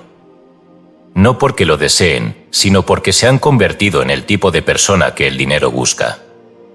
Y ese es el mayor secreto que jamás se ha contado. Capítulo 10. El poder de la palabra, mantras, invocaciones y decretos prohibidos. Desde tiempos inmemoriales, la humanidad ha sabido que la palabra es más que un simple sonido. Es un acto de creación, un sello que fija la realidad en su forma más sutil antes de que se manifieste en el mundo tangible. En cada civilización, en cada religión, en cada tradición esotérica, la palabra ha sido tratada con reverencia. No porque los antiguos fueran supersticiosos, sino porque comprendían un principio que la ciencia moderna apenas comienza a confirmar: el universo responde a la vibración. El Génesis inicia con una afirmación que, aunque ha sido repetida millones de veces, pocos han entendido en su verdadera profundidad, y Dios dijo: sea la luz. Y fue la luz. En esta simple frase está contenida la clave del poder de la palabra. Lo primero que existió no fue la materia, ni la acción, ni la forma. Fue el verbo. La palabra fue el detonador de la existencia misma. Los sabios de la antigüedad sabían que hablar no es solo comunicar, sino moldear la estructura misma de la realidad. En el Talmud se dice que cada palabra es un ladrillo que construye o destruye el mundo. En la Cábala, el Sefer Yetzirah, el libro de la creación, describe cómo el universo fue formado a través de las letras del alfabeto hebreo, cada una con un significado energético, cada una con el poder de traer a la existencia algo nuevo. Pero no solo las tradiciones religiosas comprendieron este poder. La neurociencia moderna ha descubierto que las palabras tienen un impacto profundo en la estructura del cerebro humano. Los estudios del Dr. Andrew Newberg sobre la neurotología han demostrado que ciertas palabras pueden activar o desactivar regiones del cerebro relacionadas con el miedo, la confianza y la percepción de la realidad. Palabras positivas fortalecen las conexiones neuronales asociadas con la creatividad y la resolución de problemas. Palabras negativas activan el sistema límbico, generando respuestas de estrés y limitando la capacidad de razonamiento lógico. Lo que esto significa es que lo que decimos, y más aún, lo que nos decimos a nosotros mismos, no es solo un reflejo de nuestra mente, sino la arquitectura invisible de nuestra vida. Los grandes maestros espirituales, los monjes tibetanos, los cabalistas, los iniciados de las escuelas herméticas, todos han sostenido la misma enseñanza bajo diferentes formas. Lo que declaras se convierte en tu destino. Mantras y vibración, el sonido como fuerza creadora. Los antiguos sabían que no todas las palabras tienen el mismo peso. Algunas son simplemente descripciones de la realidad, mientras que otras son llaves que abren puertas invisibles en la estructura del universo. Los mantras fueron diseñados bajo este principio, no son solo frases, sino combinaciones precisas de sonidos que alteran la frecuencia vibratoria de quien las pronuncia. En la tradición védica, el mantra Om es considerado el sonido primordial, la vibración del universo antes de que existiera la materia. En el Evangelio de Juan, encontramos la misma idea expresada de otro modo: en el principio era el Verbo, y el Verbo era con Dios, y el Verbo era Dios. Los monjes tibetanos, al recitar mantras en tonos específicos, están modulando la resonancia de su conciencia. Los sufíes, al repetir el dhikr, no solo alaban a Dios, sino que alteran su estado neurológico hasta alcanzar experiencias de éxtasis. En la Cábala, los nombres de Dios no son simples etiquetas, sino fórmulas energéticas que, al ser pronunciadas con la intención correcta, pueden desbloquear estados de conciencia más elevados. Los decretos prohibidos, palabras que cambian el destino. Pero no todas las palabras son para todos. A lo largo de la historia, ciertas fórmulas han sido mantenidas en secreto, no porque sean supersticiones, sino porque contienen un poder que puede ser mal utilizado. En los textos gnósticos encontrados en Nag Hammadi, hay referencias a palabras de poder que solo los iniciados debían conocer, frases que podían alterar la percepción de la realidad y otorgar dominio sobre las fuerzas del mundo. En el Corpus Hermeticum, el antiguo texto atribuido a Hermes Trismegisto, se menciona que aquel que conoce el nombre verdadero de una cosa, domina su esencia. Este principio no es exclusivo de la filosofía antigua. La ciencia ha encontrado que el sonido tiene un impacto medible en la materia. Los experimentos de cimática, que estudian cómo las ondas sonoras influyen en estructuras físicas, han demostrado que ciertas frecuencias pueden reorganizar partículas de polvo, agua y metales en patrones geométricos precisos. Si el sonido puede afectar la materia de esta manera, ¿qué efecto tienen nuestras palabras en la estructura invisible de nuestra vida? La respuesta está en lo que llamamos decretos. Un decreto es más que una afirmación. Es una orden que se le da a la realidad con una certeza absoluta. En los círculos esotéricos, se ha dicho que un decreto pronunciado sin duda es un contrato con el universo. No es una simple expresión de deseo, sino una manifestación de la voluntad alineada con la ley de la vibración. El último secreto, como hablar para crear riqueza. Las sociedades secretas, las religiones antiguas, las tradiciones espirituales más poderosas han protegido este conocimiento porque sabían que no todos están preparados para manejarlo. Quien comprende el poder de la palabra ya no puede hablar a la ligera. Sus palabras se convierten en semillas que, tarde o temprano, darán fruto. En la psicología del éxito, se ha descubierto que las personas más prósperas tienen un lenguaje radicalmente distinto al de quienes viven en la escasez. No es solo optimismo. Es una manera de estructurar la realidad a través del habla. No dicen voy a intentarlo, dicen ya está hecho. No dicen me gustaría ser rico, dicen la riqueza fluye a mí con facilidad. Jesús, en una de sus enseñanzas más poderosas, dijo, si tuvieras fe como un grano de mostaza, dirías a esta montaña, muévete, y se movería. La clave de esta afirmación está en el verbo, dirías. No dice pedirías, ni desearías, ni esperarías. Dice dirías. El acto de hablar con certeza es el acto de crear. Quienes han comprendido esto han dejado de suplicar y han comenzado a ordenar.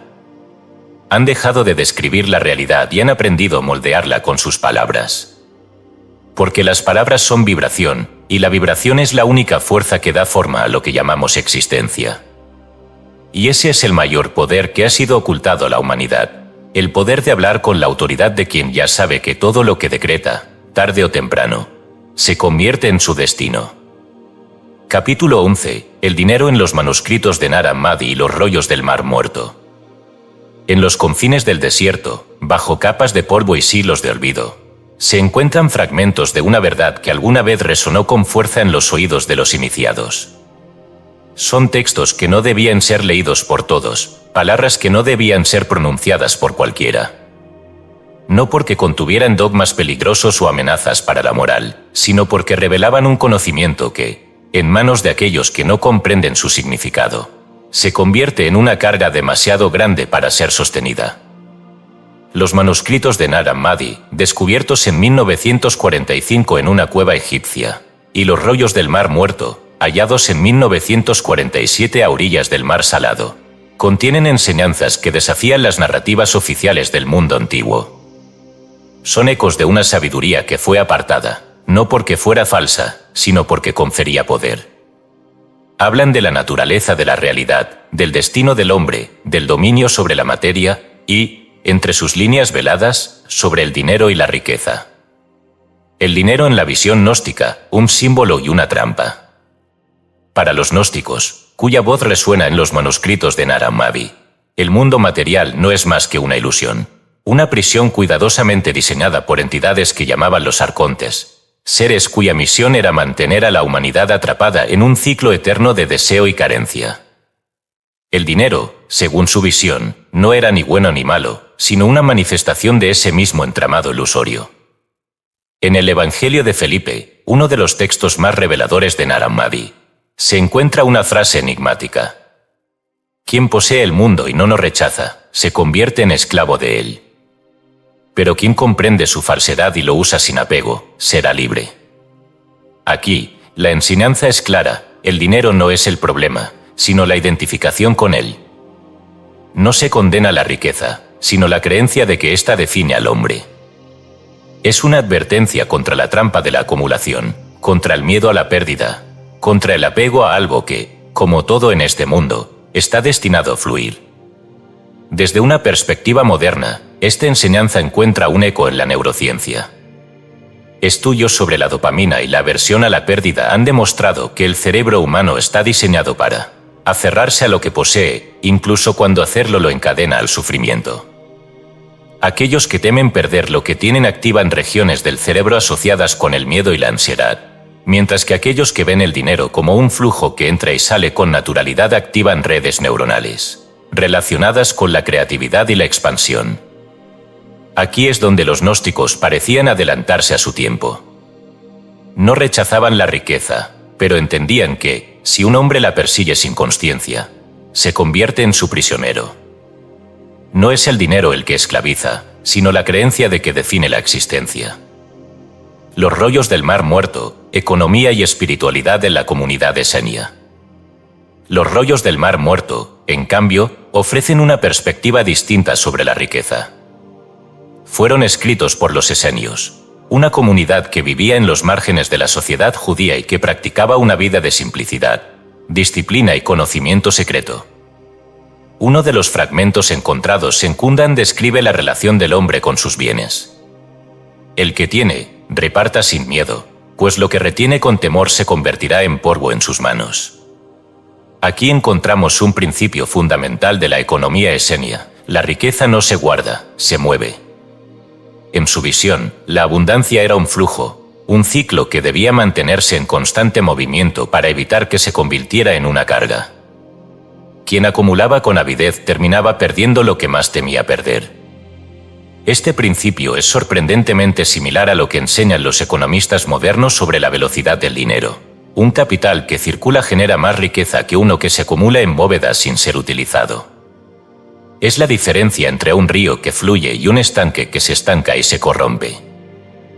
Pero más allá de su filosofía económica, los esenios entendían que la riqueza no debía ser vista como un fin en sí mismo. En sus escritos, la verdadera prosperidad era el conocimiento, la sabiduría de saber usar los bienes sin ser consumido por ellos. En cierto modo, predicaban una relación con el dinero basada en el equilibrio, ni adoración ni rechazo, ni miedo ni avaricia, sino una comprensión de su función como herramienta de transformación. El último secreto, la riqueza como prueba de conciencia. Tanto en los manuscritos de Nag Hammadi como en los rollos del Mar Muerto hay un hilo conductor: la riqueza no es una bendición ni una maldición, sino una prueba.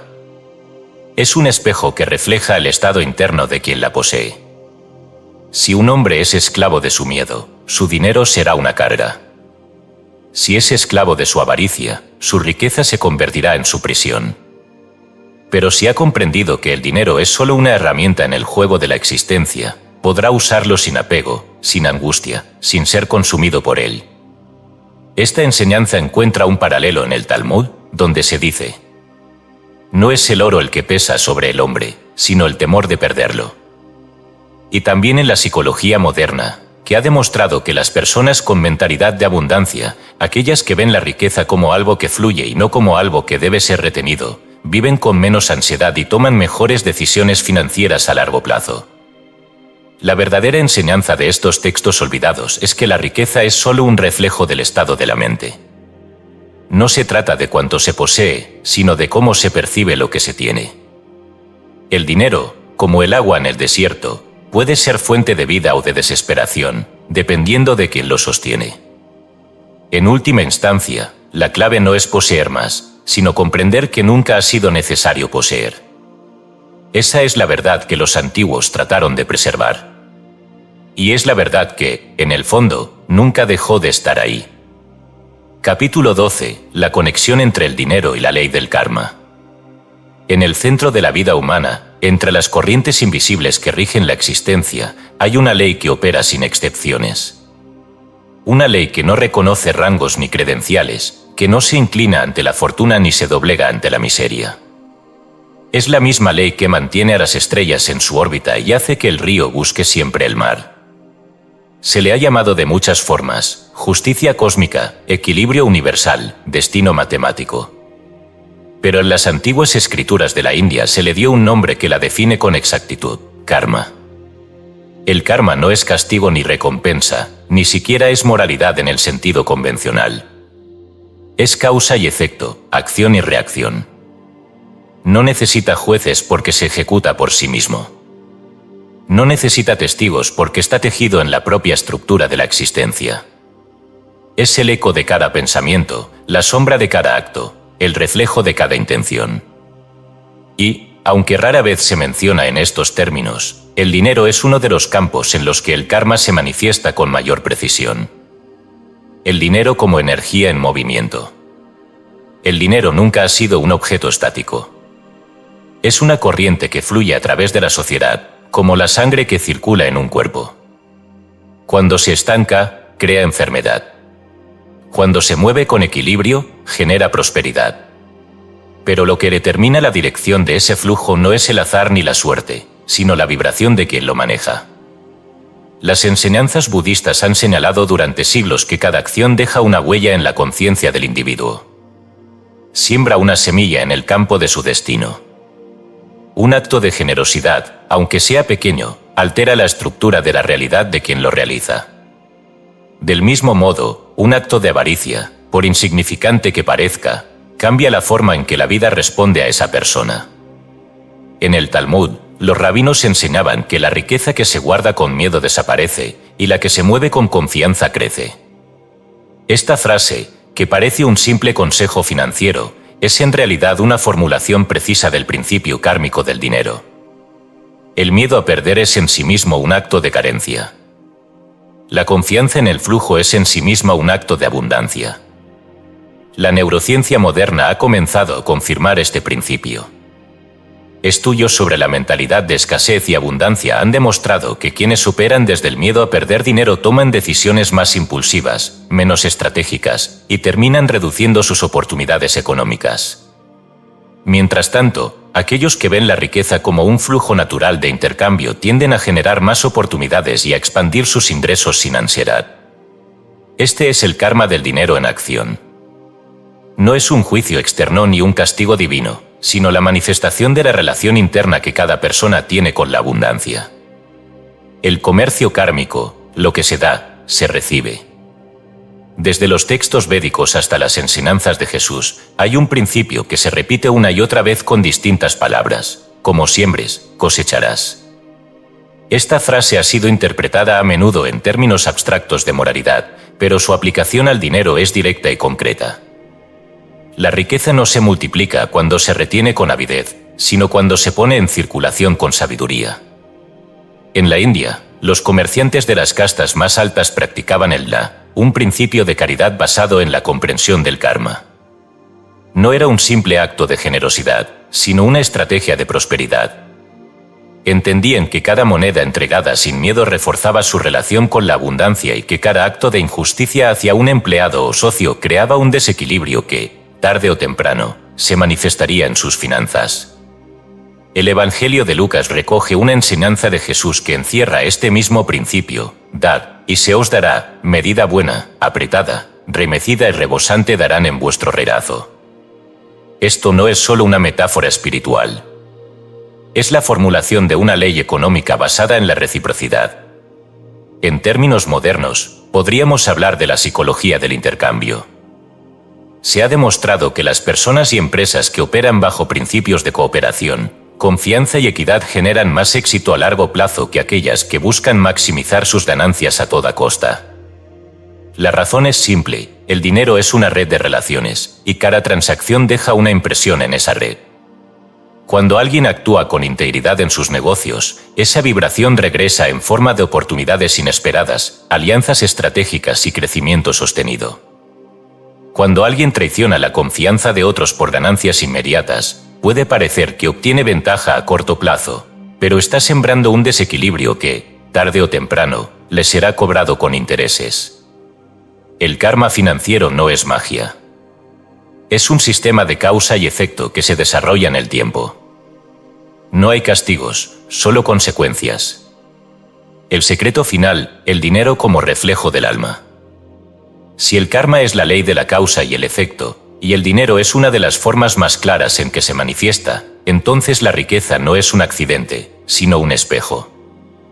Un espejo que refleja no solo las acciones externas, sino la estructura interna de quien lo maneja. El Bhagavad Gita, uno de los textos más sagrados de la India, dice: el hombre es hecho por su creencia. Tal como cree, así es. Esto significa que el dinero no es solo el resultado de lo que se hace, sino de lo que se cree sobre él.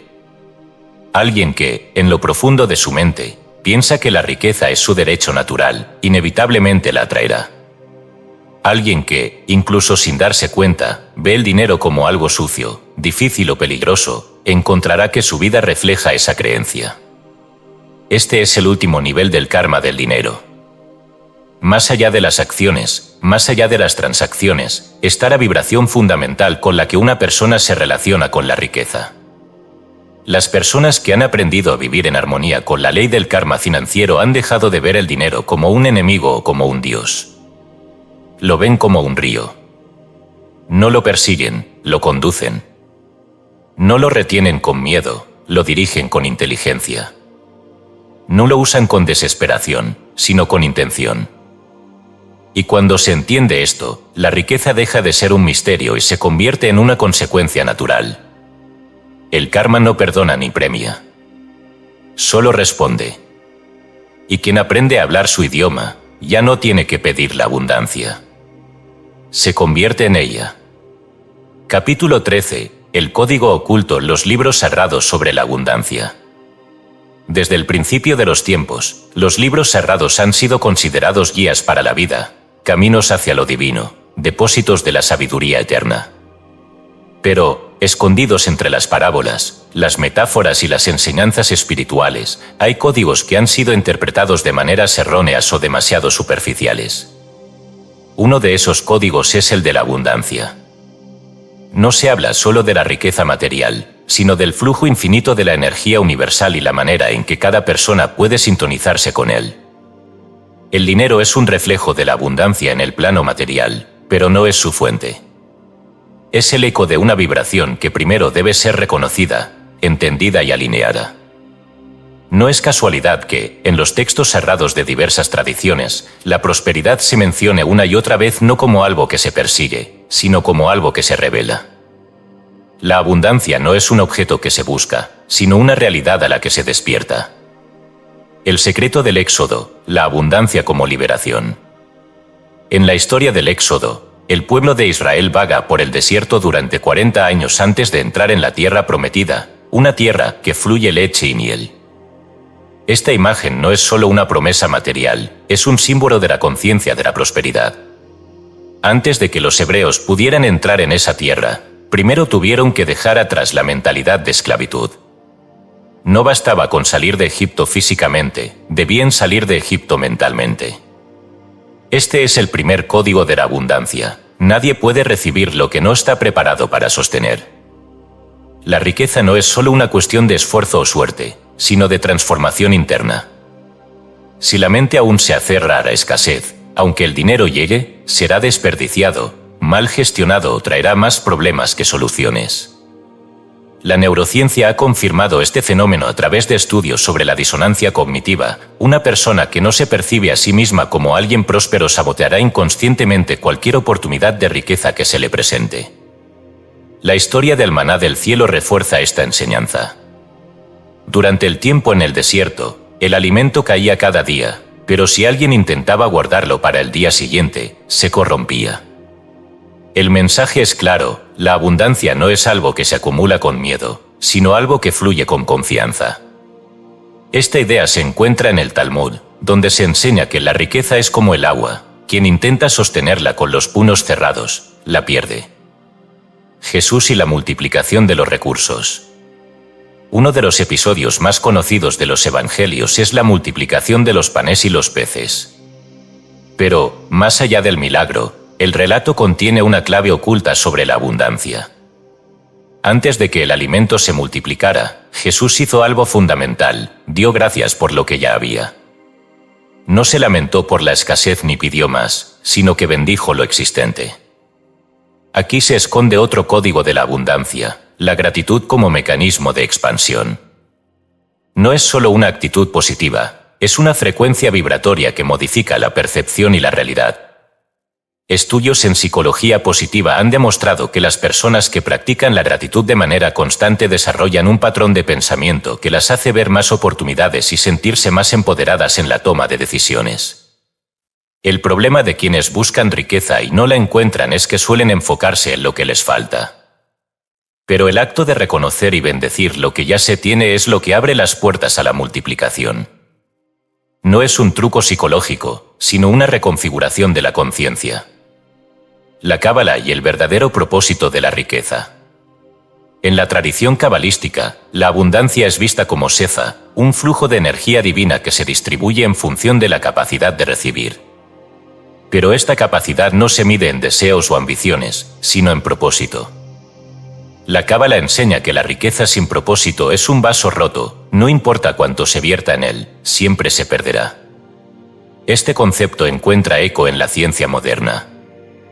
Los estudios en motivación intrínseca han demostrado que las personas cuya riqueza está alineada con un propósito mayor no solo generan más ingresos, sino que experimentan niveles más altos de satisfacción y bienestar. La acumulación de dinero sin dirección, en cambio, genera ansiedad y un ciclo perpetuo de insatisfacción. Aquí es donde la cábala y la neurociencia coinciden. La abundancia es una consecuencia de la expansión de la conciencia.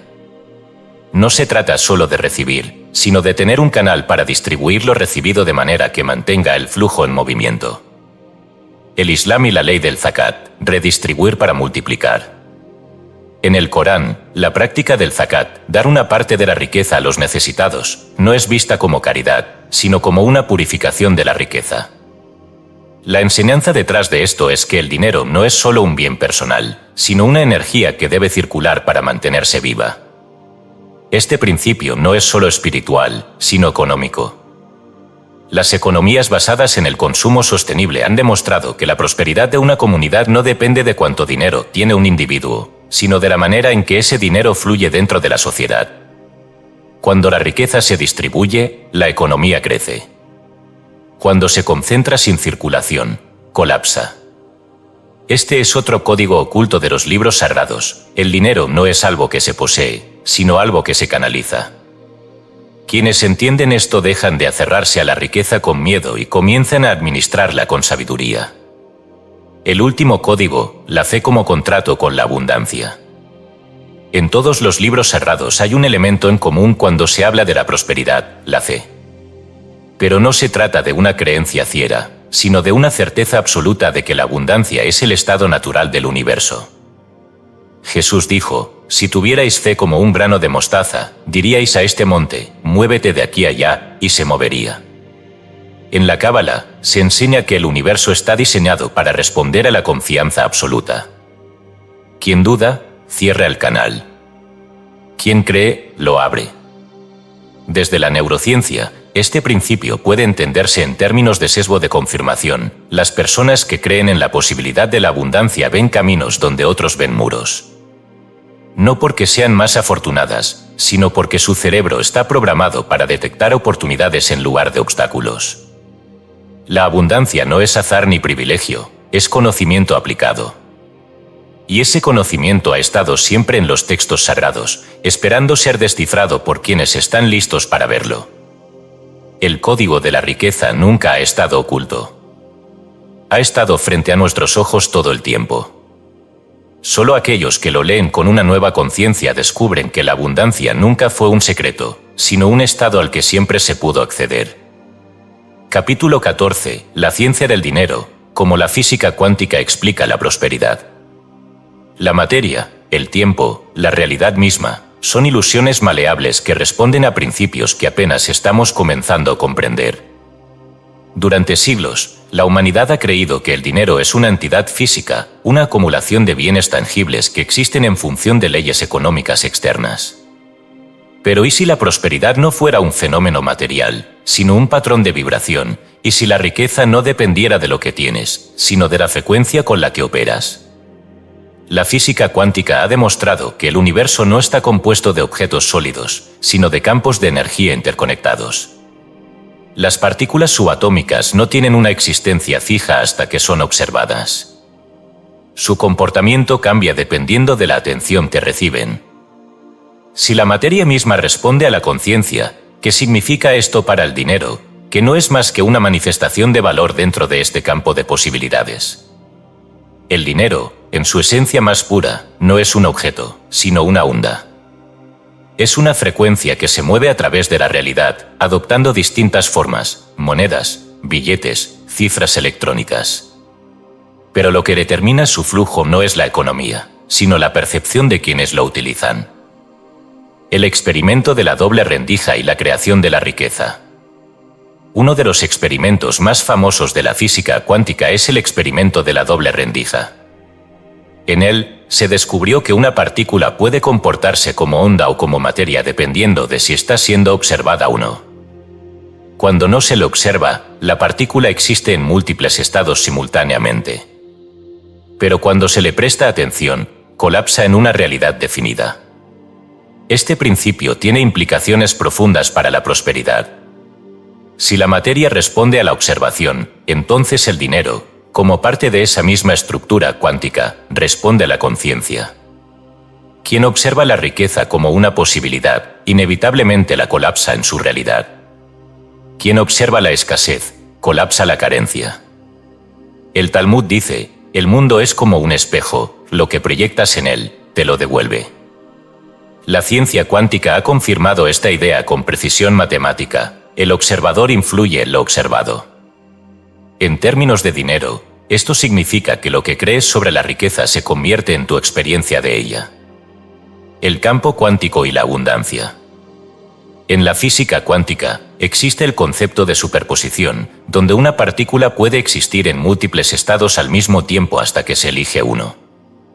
Aplicado a la riqueza, esto significa que la abundancia y la escasez coexisten en el campo cuántico de posibilidades. Tu conciencia es la que selecciona cuál de esas realidades se manifestará en tu experiencia. Desde la neurociencia, esto puede explicarse a través de la plasticidad cerebral. El cerebro humano no distingue entre una realidad real y una realidad intensamente visualizada. Cuando alguien se enfoca en la prosperidad con absoluta convicción, su cerebro comienza a reorganizar su percepción para filtrar oportunidades alineadas con esa frecuencia. Aquí es donde la ciencia cuántica y la sabiduría espiritual se encuentran. En la Biblia, Jesús dice, todo lo que pidáis en oración, creyendo, lo recibiréis. Esta enseñanza, malinterpretada durante siglos como una simple motivación espiritual, es en realidad una descripción precisa del colapso cuántico de la realidad.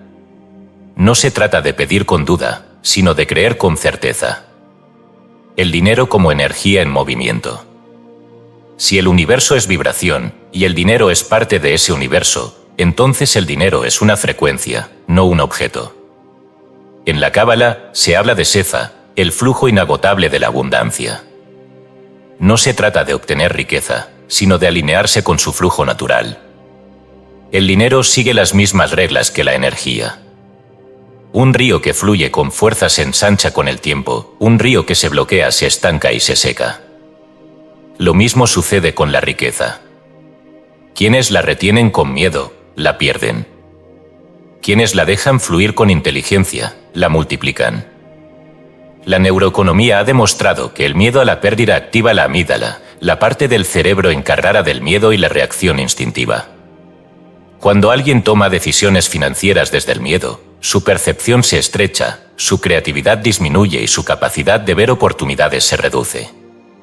Por otro lado, quienes operan desde la confianza y la expansión activan el córtex prefrontal, la región del cerebro asociada con la visión estratégica, la solución de problemas y la toma de decisiones efectivas. Es decir, quienes ven la riqueza como un flujo natural desarrollan estructuras mentales que facilitan su creación y conservación. El observador y la creación de riqueza. Si el dinero responde a la conciencia, entonces la clave no está en perseguirlo, sino en cambiar la forma en que lo observamos.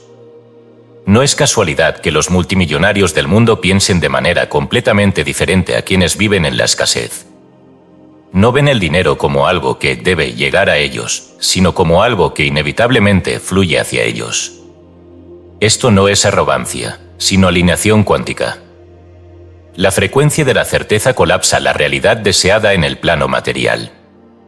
Esto es lo que las religiones han enseñado durante siglos, disfrazado de fe. En la física cuántica, no se llama fe, sino principio de incertidumbre. Lo que esperas ver en el mundo define lo que terminas experimentando. El Evangelio de Tomás, uno de los textos apócrifos prohibidos, dice: si sacas lo que está dentro de ti, lo que saques te salvará. Si no sacas lo que está dentro de ti, lo que no saques te destruirá. Esto es una descripción exacta de cómo el campo cuántico responde a la conciencia.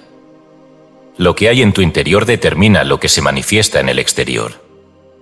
El último secreto, la riqueza como estado cuántico. La diferencia entre quienes generan riqueza y quienes viven en la escasez no es su educación, su esfuerzo ni su origen. Es su frecuencia interna. La riqueza no es un resultado externo, sino un estado cuántico interno. Las enseñanzas espirituales han descrito esto durante siglos, pero solo ahora la física cuántica nos da el lenguaje para comprenderlo. El dinero no es un fin, sino una manifestación de la conciencia de quien lo posee. Quienes ven la riqueza como algo natural, la atraen. Quienes ven la escasez como una realidad inevitable, la confirman.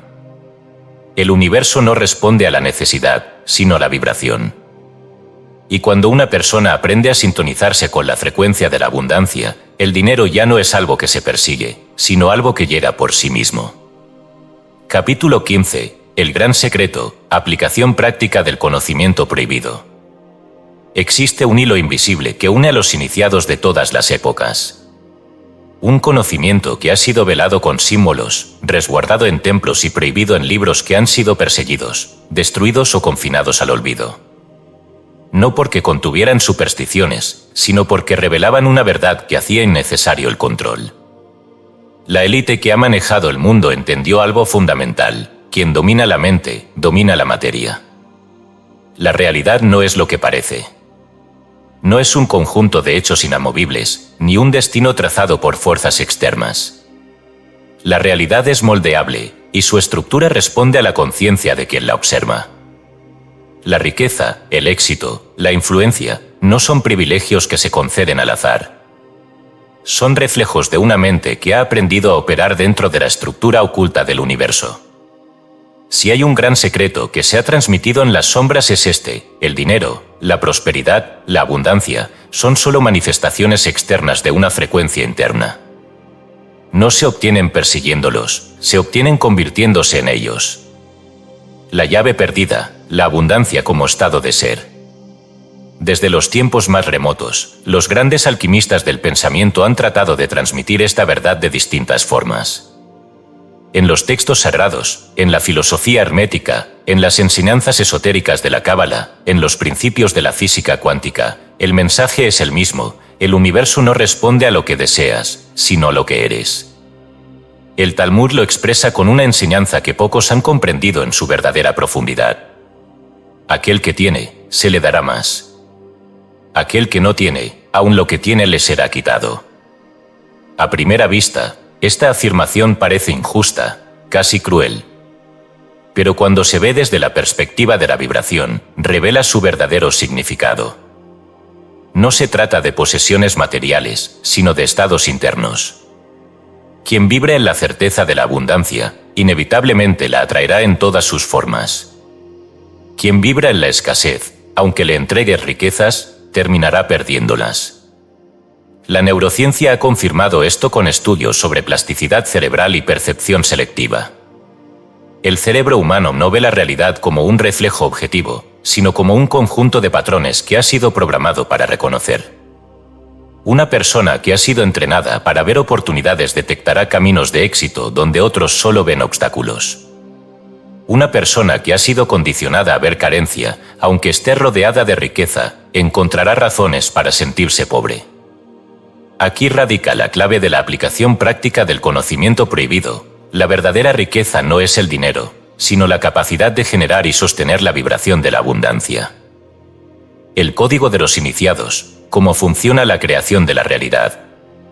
Los antiguos egipcios sabían que la palabra tenía poder creador.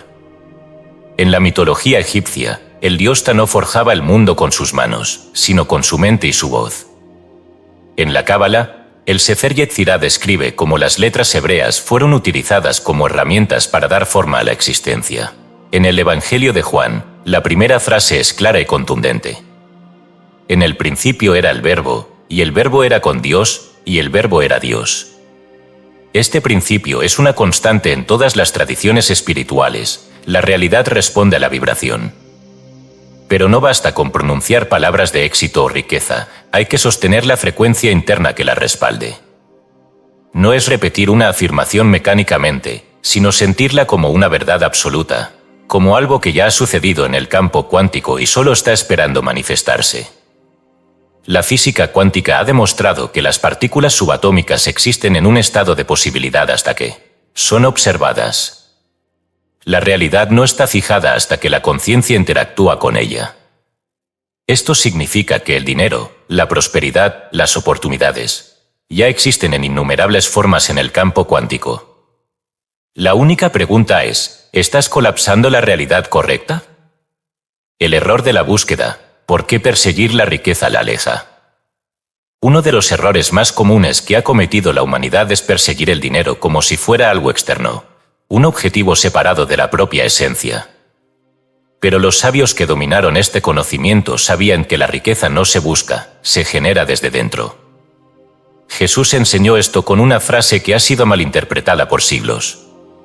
Buscad primero el reino de Dios y su justicia, y todas estas cosas os serán añadidas. El reino de Dios no es un lugar físico. Es un estado de conciencia. Cuando una persona entra en la vibración correcta, la realidad comienza a responderle de manera diferente. No se trata de trabajar más duro, ni de rogar por oportunidades, ni de obsesionarse con los resultados. Se trata de aprender a operar desde el nivel donde la abundancia es inevitable. Desde la neurociencia, esto se conoce como estado de flujo, un estado mental en el que las acciones parecen fluir sin esfuerzo, donde la mente está completamente alineada con el propósito, y donde los resultados parecen ocurrir de manera casi milagrosa. Quienes han dominado el arte de la riqueza han aprendido a entrar en este estado a voluntad. El último paso, dejar de ser un mendigo energético. Las religiones y filosofías más antiguas coinciden en que el mayor error de la humanidad es mendigar lo que ya posee por derecho. En la Cábala se enseña que la luz divina está disponible para todos, pero solo puede ser contenida por quienes han construido un recipiente adecuado. En la alquimia, se dice que la transformación no ocurre por deseo, sino por transmutación interna. En la física cuántica, se ha descubierto que el observador influye en lo observado, pero solo cuando interactúa con certeza y sin duda. Esto significa que el dinero, la riqueza y la prosperidad no se atraen con desesperación, sino con alineación. Quien necesita, confirma su carencia. Quien exige con certeza, confirma su derecho. El gran secreto que han protegido los iniciados de todas las épocas es que la abundancia no es algo que se obtiene, sino algo que se recuerda. No se trata de cambiar la realidad externa, sino de cambiar la percepción interna hasta que la realidad externa no tenga otra opción que ajustarse. Y cuando una persona entiende esto, cuando deja de pedir lo que ya le pertenece y empieza a operar desde la certeza absoluta, el universo responde de una manera que parece magia, pero que siempre ha sido ley. Porque la única verdadera limitación nunca ha estado en el mundo. Siempre ha estado en la mente. Y quien la trasciende, deja de ser un buscador y se convierte en un creador.